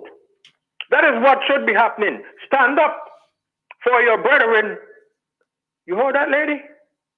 Can't pay her. She had to figure out what to do, what to feed, what to this. You have Miss Richards left 2 children. Gone. Gone. You had the other one there where a couple of weeks ago, a young teacher from North Leeward, this is she fall down. Dead. Assumed room temperature. And you all got the nerve. And last couple of Mondays ago, Chester Connell called him to talk about there's nothing to celebrate. And this preacher fellow decided to take a turn on Chester Connell. As long as you got people suffering in your country, folks, out of spite and malice and nonsense, none of you, none, should be celebrating anything. But now I want to read you something, guys, from Australia yesterday. Well, Friday. Today is Saturday in Australia. Hundreds of police officers launch a class action suit against the Queensland government and QSP over COVID-19 vaccine mandate. That's Friday, folks. Well, today in Australia, that's yesterday. Former and current police officers and staff members have launched a class action suit on Friday. A class action Queensland against the government COVID-19 mandate. Hundreds of former and current police officers and staff members have launched a class action lawsuit against the state government and the Queensland Police Service over the COVID-19 vaccine mandates. The lawsuit filed in the Supreme Court in Brisbane on Friday is being funded by a billionaire, Clive Palmer. Wow. He must be a man with a heart. The policeman and them could not afford it by themselves, but a minor, he's a minor. That's how he's a billionaire. In his written, he said, it comes after the Queensland Supreme Court ruled that COVID-19 mandates breach the human rights laws of some frontline workers. In his written decision in February, Justice Glenn Martin ruled that the directives breach Section 58 of the Human Rights Act, which stated that all public service employees must give proper consideration to human rights before making a decision, and they must act and make decisions that are compatible with human rights. Yeah? So they now filed this lawsuit. Hundreds of them. Class action. You know why I particularly like what they're aiming for? They're not only aiming for the government, you know. If you, Abraham, if you, Paul, directed, they want to come after you too, to reclaim from you your private property, your house. You all get it? You all get it? So let's see. They try all kind of stunts, you know. They try all kind of stunts to get the case not to show up. It's like in another case in Australia, they bring in a whole bunch of lawyers. This guy had none. On the day of the case, they told the judge, well, we ain't challenging his witnesses anymore. Like McCullough and all of them, we ain't challenging them anymore. But the case will continue. I gave you the case up in Canada, where our university blocked some students. And when the case was supposed to be heard, the lawyers for the university say, we ain't bothering with that no more. The judge said, oh yeah? The judge said, well, guess what? By July of 2021, you knew, all of you knew, that the vaccines did not stop transmission. As a matter of fact, you know what the judge said? That it caused more harm than good. That's what the judge said. Is it the same incident in the Grenadines? Is it? I'm telling you, I got 2 cousins dead. Police. I got an ex-relative there, Mr. Shallow's father, my cousin too. When he first started to act up, they said him Trinidad spend a whole bunch of money to no avail. But then they're attacking Mr. Shallow now, not true. By the way, you know something. Boy, you know a fellow named Lockhart? Yeah. You know him, eh? Yeah. I'll bring that up next time. Let me tell all you again. Mr. Lockhart is my cousin. He moved from Leeward, Chumuka, Rusal, and all about, and went, well, the stud center, they went to work. So when I was supposed to go to teach to the teachers training center, my mother arranged with him for me to stay there. But he was too strict for me, so I didn't stay there. I want a lady, Miss Hazelwood. You know a fellow that's called Mr. Hazelwood all the time? His mother, Mercy. They put me up. They put me up, and she cleaned out a room downstairs for me because she thought I was the good guy. That I will hit my books, oh yeah? That's after I done stray all about wrong by the Methodist Church, wrong on the wrong way, to see if I could talk to anybody. Forget it, Frank. Stop it. History, folks. History. So now, if I'm telling you, with all these mad motorbike people in the country, and you have people suffering there, you have Miss Ballantyne there, bleeding, folks, and you all going to say, boy, they're going to celebrate independence when you all have robbed a whole bunch of people of their independence. The judge said this, which created terrible duress and influence on the police officers and staff to try and coerce them into being vaccinated and has caused damage to them as a result. That's from Australia yesterday, folks. Yesterday. Isn't it the same in St. Vincent and Grenadines? And somebody going to lecture somebody, Chester Connell, when Chester said there's nothing to celebrate. There's something to weep. The people who can't feed themselves, who can't feed their children, and those who have died and left their children to the wind. Good night, guys. All right, thank you. Good night. Okay. When your back is against the wall, you are owed and not getting paid. What exactly is there? Fair, they already been the proverbial black ball. If you're on the ground, you only have 2 options: stay there or take measures to get up. Is independence really making sense? All over the island is crime and violence. It is 45, but I feel to run because at 45 is a gun. Just make a search, go and check around. You will find no jam on the jam buns in town. It used to be the queen when we talk about the crown. Now is the king holding us down. They may put $600 in the envelope this time. Diversity is a necessity for life. Why would running a country be any different? You cannot run a country without diversity. We need diverse ideas. The world is not static, it is constantly changing. But Abraham tell Poyer that the government just doesn't want to pay contractors. They are not paying their suppliers. Gone are the days when the businesses in the country were happy to get a supply list for a government department. Today, suppliers are running from this government. How could we run the country like this? So shameful. It is this, the good governance, the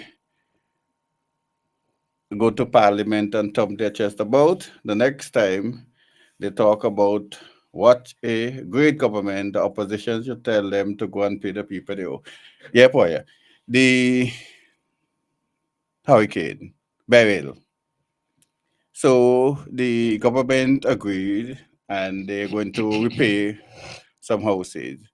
So what they did in some cases, I know about two in particular, they send the contractor to give the estimate and give the contractor the work to replace the what was damaged. And they're not paying the contractors. Some of the contractors want to, the workers and them don't want to work because they can't go work week after week and not receiving their wages. So they don't want to work. And there was a particular situation where somebody suggested that the contractor call an individual and let the individual to give the monies, and then when the government pay the contractor, that he will reimburse the money to the particular individual. I don't see that make any sense. But the thing is, it is that you have contractors out there, you send people to work, then you ought to have money to pay them. And I think that is a shame on the government. And I agree with the last thing I read, because I remember when a number of business houses used to glad to get a government voucher to supply them. And I know one particular business, I wouldn't call the name of the business. That business went under because of government, and I say that without any fear of contradiction. And I think the business owner was a kind of stupidity. Because no, I'm serious. Because you giving you should give government at least 60 or 90 days or 30 days, however you want, but you can't continue giving supply indefinitely and you don't know when you're getting paid. So that individual continue giving government supply over and over again. I remember okay. Yeah, so that is the problem with them. You just like how you will do for me. You give me 30 days or 60 days. If I'm going to do something, then you should give government a timeline. And after it reach like $100 per year, you lock off. When I say 100, I mean when you reach a certain amount, you should say that is it. You can't get anything unless you pay what you owing. So, but I think they're afraid. But you can run a business like how the government want to run the country. You have a business and you have overhead expenses, you have staff and other things to pay, and you have to know what you're doing. Poya?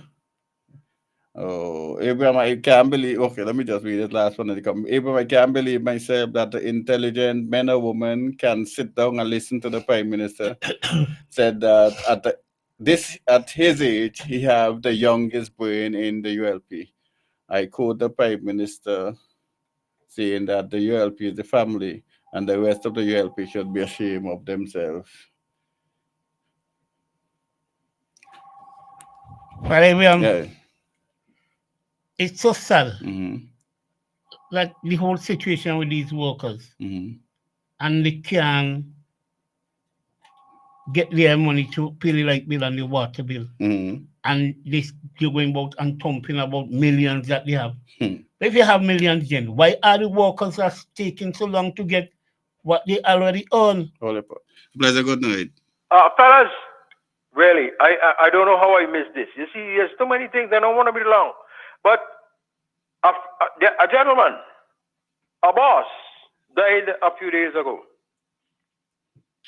And I don't know how I could ever come on here and not recognize that and say something, tell some people something about this guy. You know what I'm talking about? Talk about Bayless Frederick? Of course, who else? Last year, I visited him at 99, but this year doing some other stuff, so I didn't get to go there. But let me give you all a background about this guy, Mr. Bayless Frederick. I'm in New York, ladies and gentlemen, and my phone rang about a few minutes past 8. I pick up the phone. There's a fella named Zaki Ferdinand. You know who he is? He is the man working the clock, doing the clock work for Bayless Frederick. He said, Mr. Frederick would like to talk to you. I say, sure.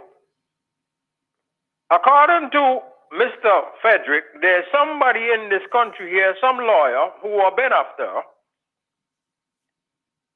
want to sue me in court ex parte. I live in America and he wants to sue me because I call them St. Vincent's Lawyers Club, a den of thieves. Yeah? And this guy was named in the suit because a whole bunch of land thing going on, fellas. But Frank, are you in this land thing? People call me. So anyway, I said, fine, because this is the first time now. If Bayless didn't call me, I would have been totally unaware that this guy, a Guyanese man, who Bayless Frederick told me, after he went up in Antigua, one up there and do some stupidness, help him to come to St. Vincent and the Grenadines. And he come here doing a lot of stupidness. Bayless said, I'll take him on. He did. You all hear anything come out of it? They run like hell. When the information was presented, they run like hell. And then there's this other, well, I'm talking about Bayless now. There's this other fellow, a lawyer too, who ended up being disbarred. Because when I wrote the thing, I talk about out of the frying pan and into the fire. That other lawyer decided you should hear his credentials. He goes for me too. That was defended by Miss Margaret Ferrari. They run like hell again. They ended up being disbarred, you know. But then there's this other case where a lady has a lawyer, some kind of commie young fellow or the other, right? And the lady has a case against her husband, who is a policeman. All kind of stuff, wet down she thing and all kind of things. All kind of stuff. Lady coming to St. Vincent. You know the case decided and this lawyer still got the woman coming to St. Vincent? Well, here, joke now. I'm here and my phone rang. And the person said, hey, he answer. The person was Kenlin. He didn't want to talk to me. But he called me. He had my number and get the lady. I told the lady, come see me. Come with your friend. So, I listened to the story. I called a fellow named Nose. I said, here's the deal. He said he forgot about it. As a matter of fact, they wrote a piece in the paper saying that the fellow was vindicated. Oh, really? Anyway, so I told the lady, listen, here what you going to do? You're going to go to Mr. Bayless Frederick. So I called Bayless and I said, I'm sending a lady to you. Listen to her. You ain't charge her a dime. He called me back. He said, this particular, he said, we got him. Then your friend, Pierre, when the case was now proceeded in court, they tried to settle it, say that the fellow was broke. You only had $25,000 and all kind of stupidity. Because I got the lady, her airfare, when she come in here, she was staying at her sister. I said, no, that must be calculated as though you're staying in a hotel. You have to pay your sister. Yeah. Pierre came on and started, except I found out that the lawyer had insurance. And he broke. So guess what? Bailiffs proceeded with the case. You know how much he got for the lady? $116,000. What a guy. What a guy. How could this man pass? And I tell you know, one of the reasons is because of his age right now. Why ain't taking to fight on to take on Jomo, but Jomo trying, you know, but Baylis was in a class by his absolute self. A man that's in Vincent. He had a problem with the legal profession. The members of it, they were too crooked. Too crooked. I'm telling you. I need to put his record on record. And let me say, you know, he called me to talk about another case he brought up with a guy who some people was trying to stop from going from Grenadines Island and all kind of thing. You all remember that case there? Yeah? Then the guy settled the case. Well, Billy tell me there's one reason why he not saying anything, because of who was involved in the settlement. I might tell you that off air, not on air. But if that person was not involved, he was going to take on. Person settled. And Baylis Frederick took on these people, these big shots from overseas. Somebody was moving, he settled. I never ever said thank you to Baylis Frederick. You know what? Before I go, really. Independent, and the lady mentioned there. How independent are we when a fellow named Bill Gates could dictate what happens? He did, folks. And by the way, he is being sued in Finland.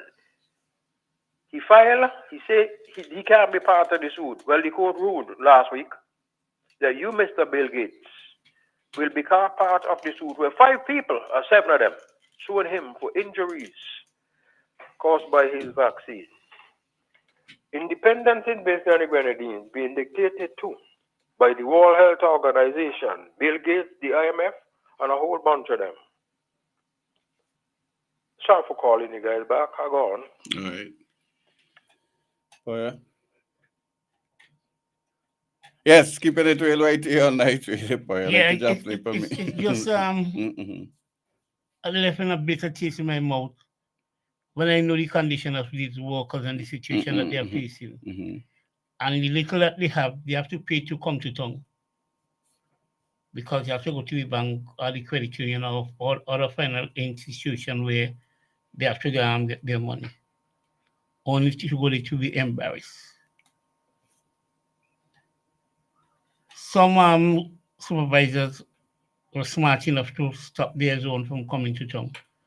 But others who doesn't care to shit whether or not the workers still come to town, and Greg Salt Rivers, Shaq Billy, and these sort of things. I have a question for you. If you have a degree, like you say, you have a degree in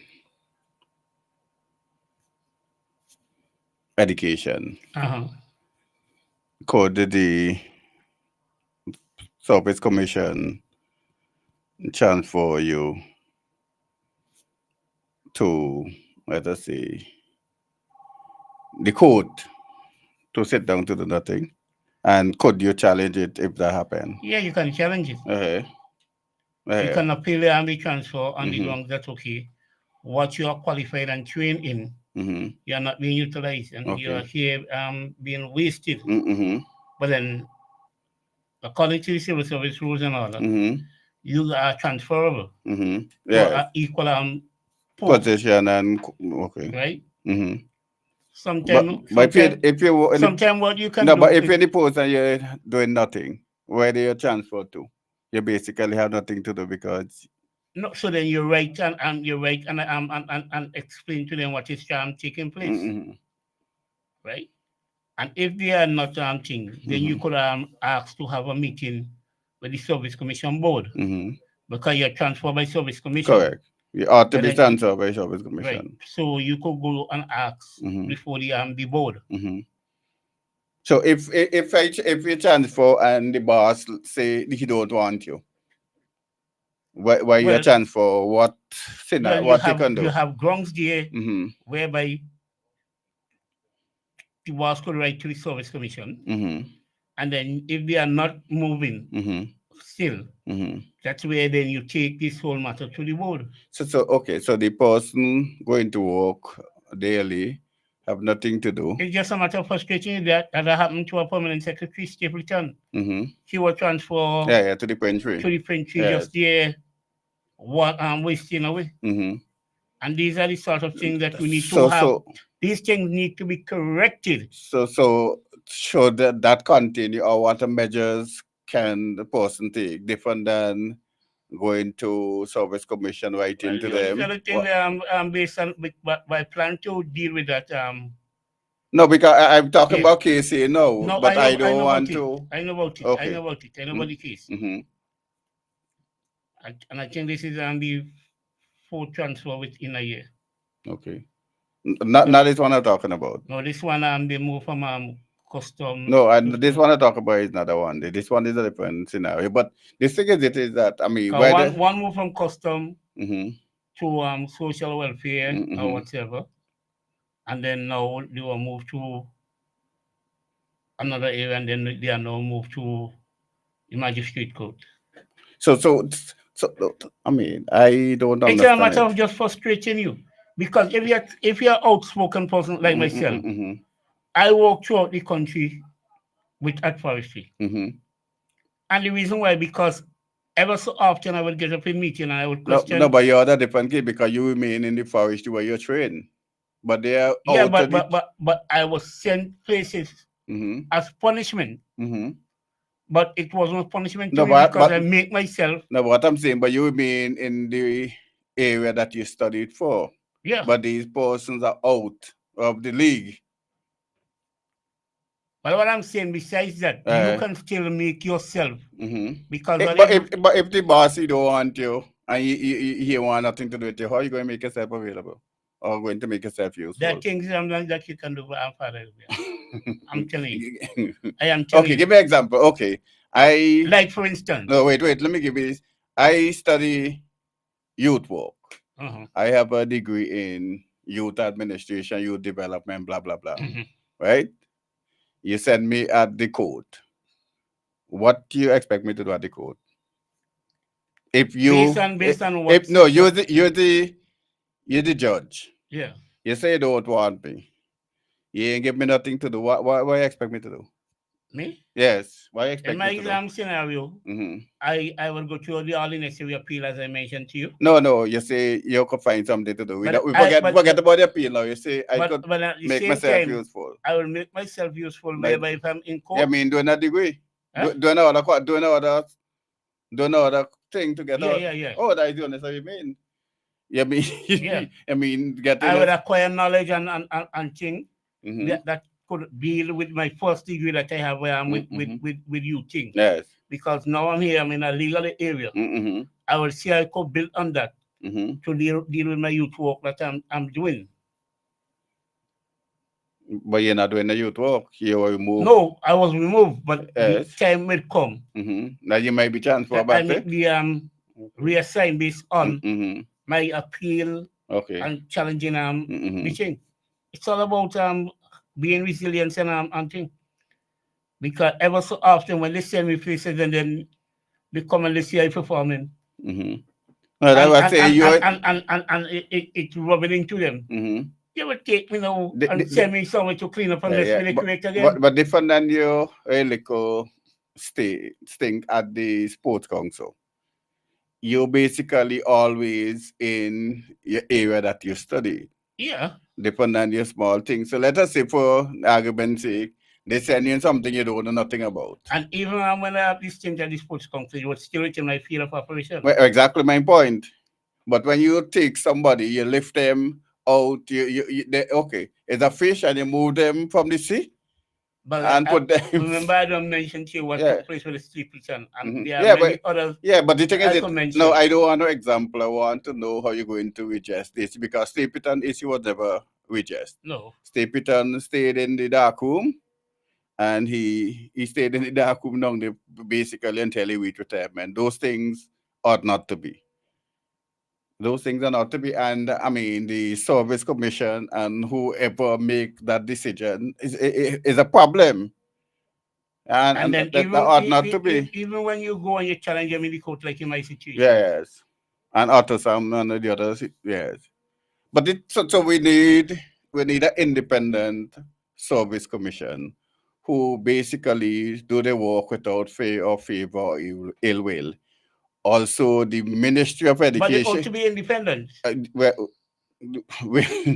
Then we need the Ministry of Education. There's a serious problem going on in the Ministry of Education also. All the ministries. But I'm going to talk about what I know. Serious problem going on in the Ministry of Education with transfer and all sorts of nonsense. All the ministries. No, I only could talk about what I know. No, but I can tell you because no, well, you talk about what you know, but I could talk about what I know. Serious problem. I know a lot of problem going on in the Ministry of Education, and I don't want to call the guy name. And the thing is that you have to remove that individual from the Ministry of Education because he's a problem in the Ministry of Education. And I'll call his name one of these days, but he's a problem at the Ministry of Education. So they need to move that individual from the Ministry of Education. Do you have other individuals? Right? Anyhow, keeping it real right here on Nice Radio. Good night. Good night. Yeah, good night again. I noticed that I can't remember what I wanted to say, but it seems as though I don't synchronize with you guys sometimes because I realize it was reconnecting and I was waiting and I can't wait forever. And I said that. So no, I ain't blaming you for that. Okay. Because sometimes the Wi-Fi drops out and all of that. Mm-hmm. You know the kind of system we have, and we can't get redressed to these things, you know. You can't get redressed to these things. But I was, how long now since you're waiting on that appeal court decision? The decision concerning public servants, teachers, you know, and I have, you know. The 2nd of November. The 2nd of November will be 6 months. Repeat.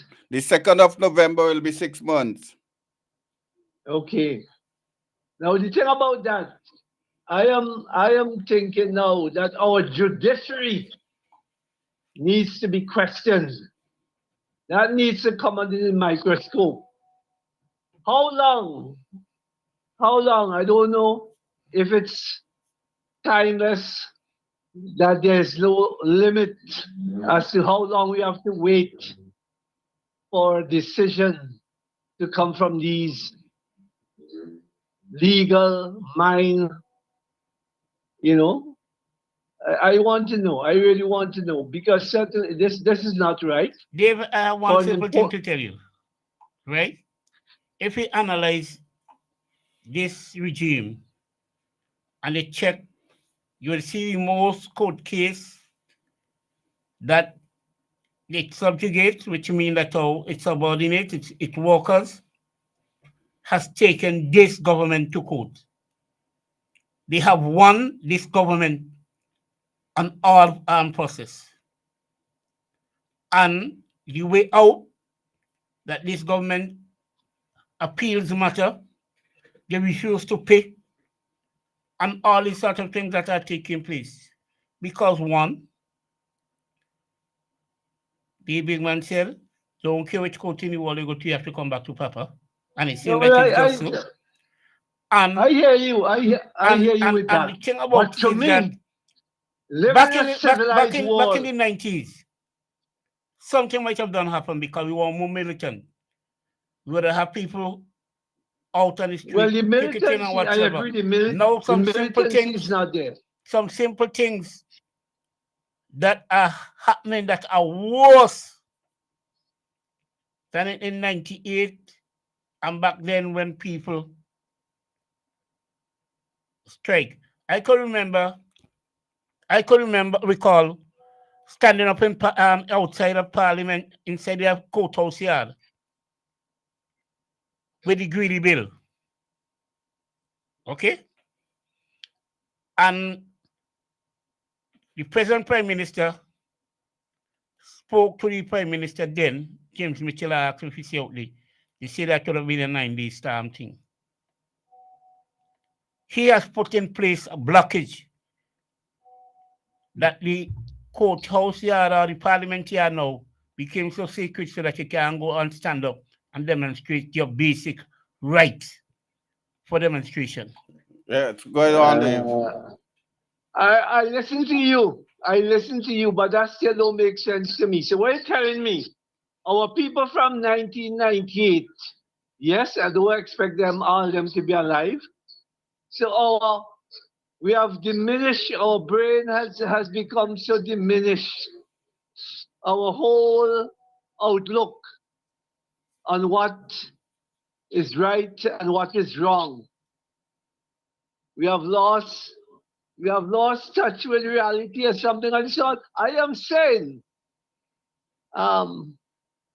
that the court that provides us with such relevant or important decisions in some of these matters that are brought before them, are they really functioning?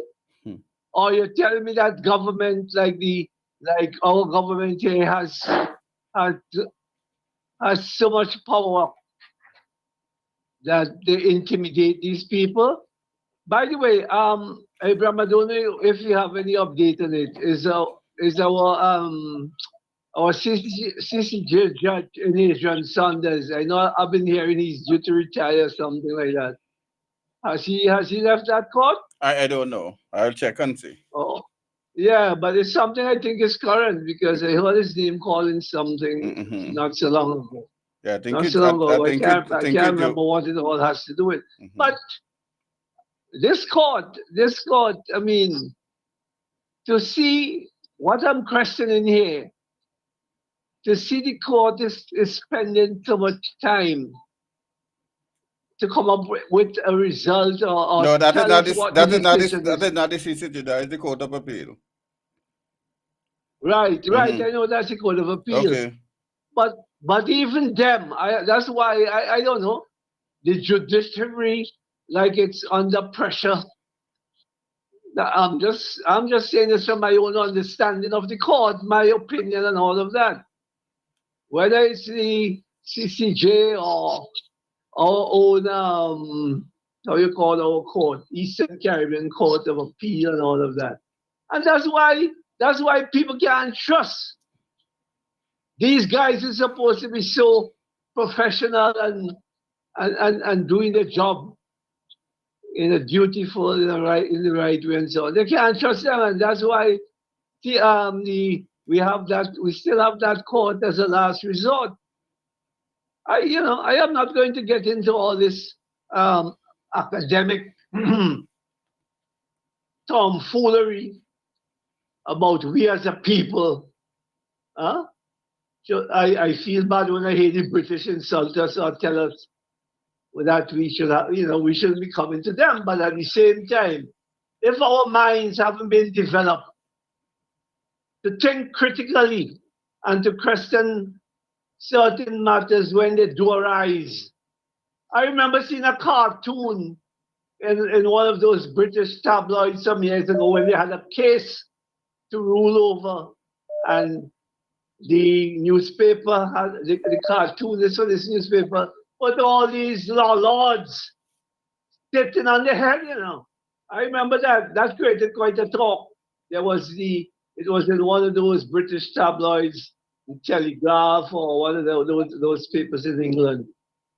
So when those of us who understand what's going on in other countries, following the legal procedures in other places, and St. Vincent and the Grenadines seem to be having their own court, or the government seems to be having a stake in that branch of our democracy, in where courts are concerned, where the law and all is concerned. It begs, and I'm not hearing anything from any of our bright lawyers.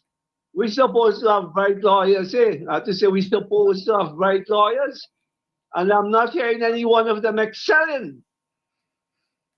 I mean, I am not questioning their ability or whatever, but something is right to me. I've lived long enough that these matters should be dealt with, well, the word you see, who's expeditiously. Let me just use a simpler word, swiftly. So my concern is that, and I hope some bright lawyers, some bright judges listen to me, because even within them, within their group organization or what, you have some questionable characters, and from time to time they're being exposed in whatever form or what. So I am just concerned, and I mean that young lady, when I heard her speak tonight, she really touched me, and all this is a reflection of what St. Vincent and the Grenadines has come to, and the kind of people we have here who don't have no human feeling at the scene.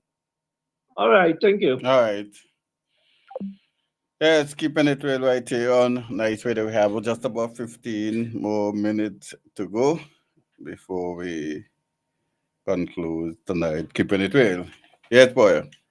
But I wonder how these politicians really function and heads of department when they see suffering out of the lesser ones in their department. For instance, when they check on the allowances for these politicians and senior personnel, and soon as it's signed, it's already processed, right? But the lesser ones has to go through all kind of trial and tribulation. Why? Somebody gave me some information today. Let me take this call. Last one. Pleasant good night. Good night, my brother Abraham. Good night, good night. And good night. And good night, my brother Fire. Good night. Yeah, I'm speaking out the car. I'm driving. So stay with me, Go ahead, go ahead. We have really forget our history along the way.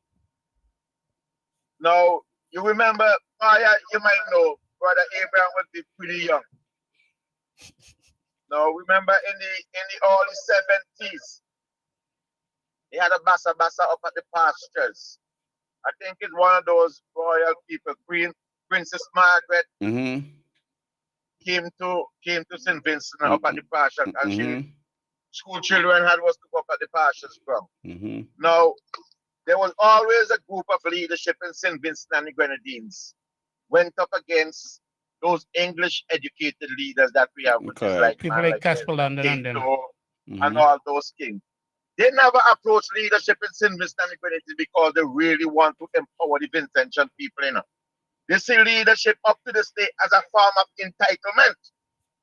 That is why they does not believe in having free and fair election and allowing the Vincentian people to vote based on what they actually see in St. Vincent and the Grenadines. That is why they could trample on the constitutional rights of the Vincentian people. Now, when you look at their behavior in this court system, we need to know that they have enough time to start the CCJ and the court system throughout the Caribbean. That now you don't know where the line is drawn, because you have judges behaving like politicians, and the people cannot get their rights. Look at the petition case; it never come to light. Look at so long we're waiting for those vaccine case to get heard. Never. You have people You have people find themselves in position in St. Vincent by the name of the DPP, but deny, make laws, and denied a person or the in court. And we always say that only a guilty man scared of his in. And we need to get this thing straight. Now we have the same leadership. We have the same group of people who destroy democracy because they think it's an entitlement that they should rule St. Vincent and the Grenadines. It has nothing to do with the people. It's about getting their hands on the resources of the country. And don't you look at this court system in the Caribbean right now to do anything to put those leaders that actually come out of actually UWI to go up against their alma mater people, the alumni people, to paint them in a bad light for the people to see their corruption. It's not going to happen. The leadership that always work, that they're fighting against is the Commonwealth people, educated people. Those that educated in Canada, like Mr. Eustace and all of them, and those that educated in England.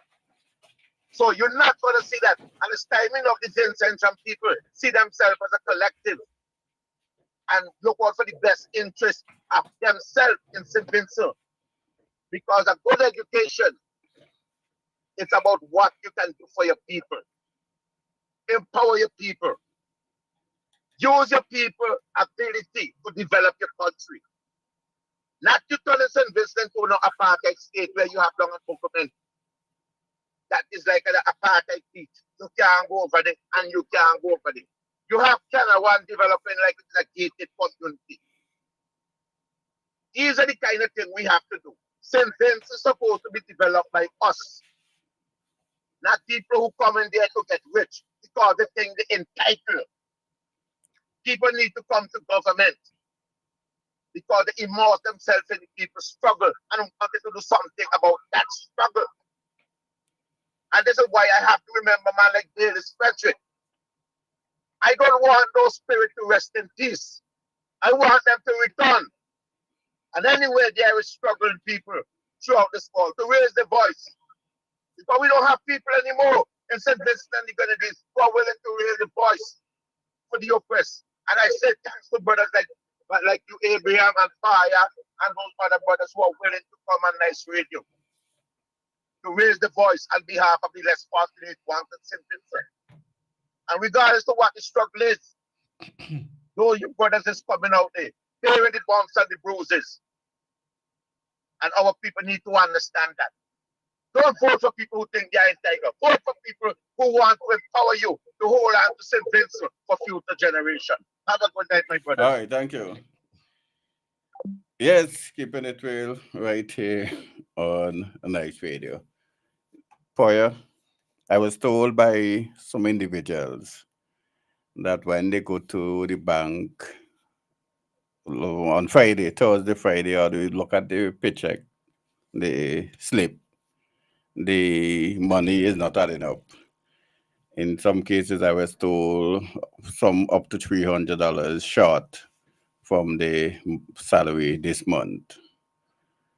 And we hope that that situation remedy for the upcoming month. But I was told that by a number of individuals that something not adding up for this month with the salaries. So I hope that we rectify that problem. I will deal more with it next week, God willing, if the situation is not rectified. But I was told in one case, some people up to $300, from $50 to $300. And I tried to gather some of the information from another set of workers. I wouldn't identify the particular workers and them as yet or the institution. But that is what I was told. And I think that the problem needs to be remedied. Those persons working hard, they're already underpaid, in my opinion. And therefore, remedy the problem and give them what is rightfully theirs. Well, I got some information where I was going to work on it. That some set workers and yes workers has been paid also too for the past couple months.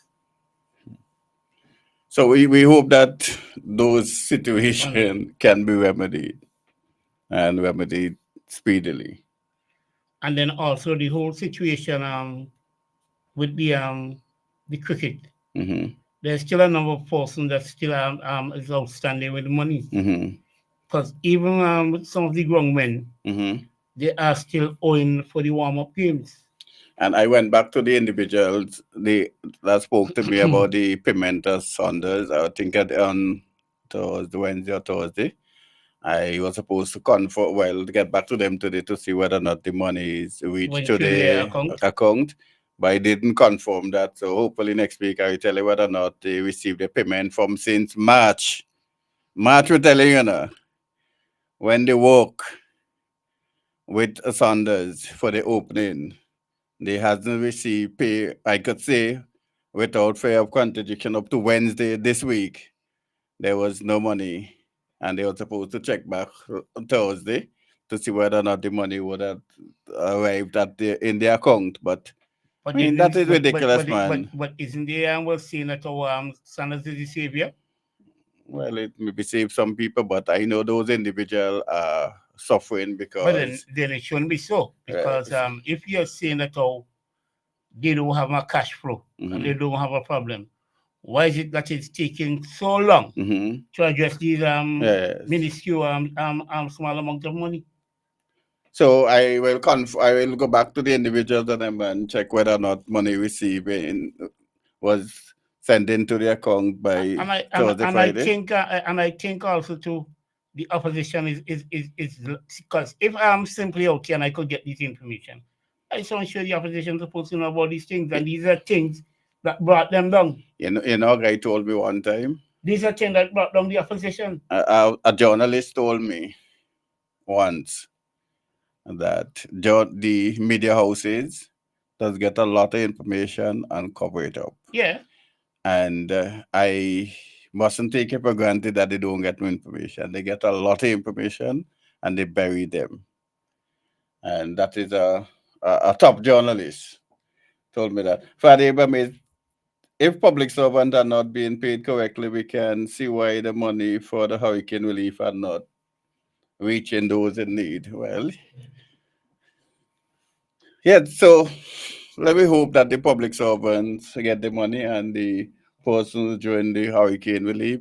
But, well, I get myself in trouble if I say that, but the contractors, they have workers to pay. So release some of the money that they could finish the work that they started. So therefore, people could go back into their houses to live. One small thing before we go further. There's this year groundbreaking again at the Annisville hospital that is going to be under construction. You see, the Taiwanese Prime Minister will be here, who lend us the money, and we are putting out free transportation from all over the country for this. All and sundry must come.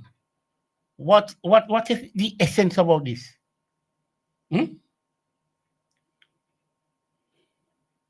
I'm asking you. You can ask me the question, boy. I didn't send out the invitation and I didn't make the announcement. You have to ask those who make the announcement. This madness. I didn't do me ask. I am saying that from this money that you're gonna be using, be used to pay these workers who are suffering. Well, I hope they get money to pay the public servants when the judgment is handed down immediately.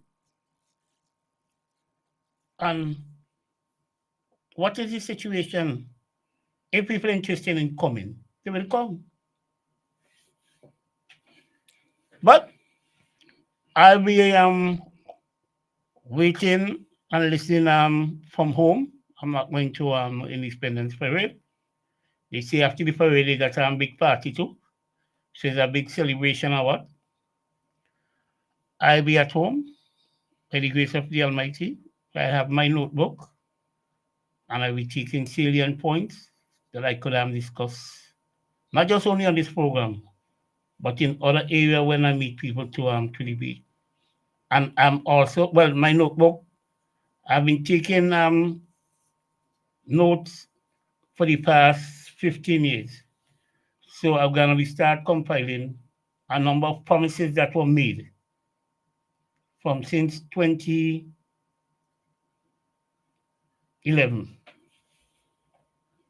to present. Well, it started from since 2007 when we had the small little fracas outside the financial complex concerning the reclassification. That hasn't been finished.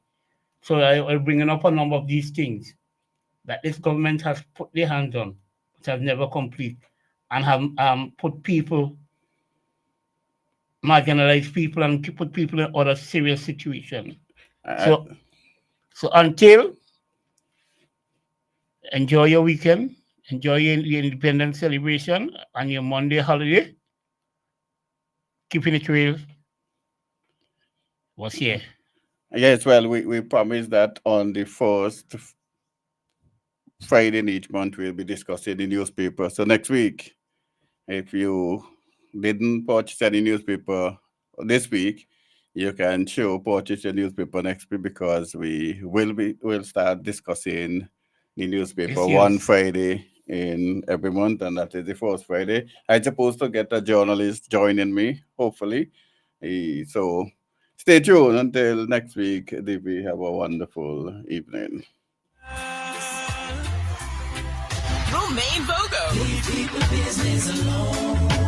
From the royal family of reggae, Gramps Morgan. To deserve the love of a woman like you. Gramps Morgan. For people like you.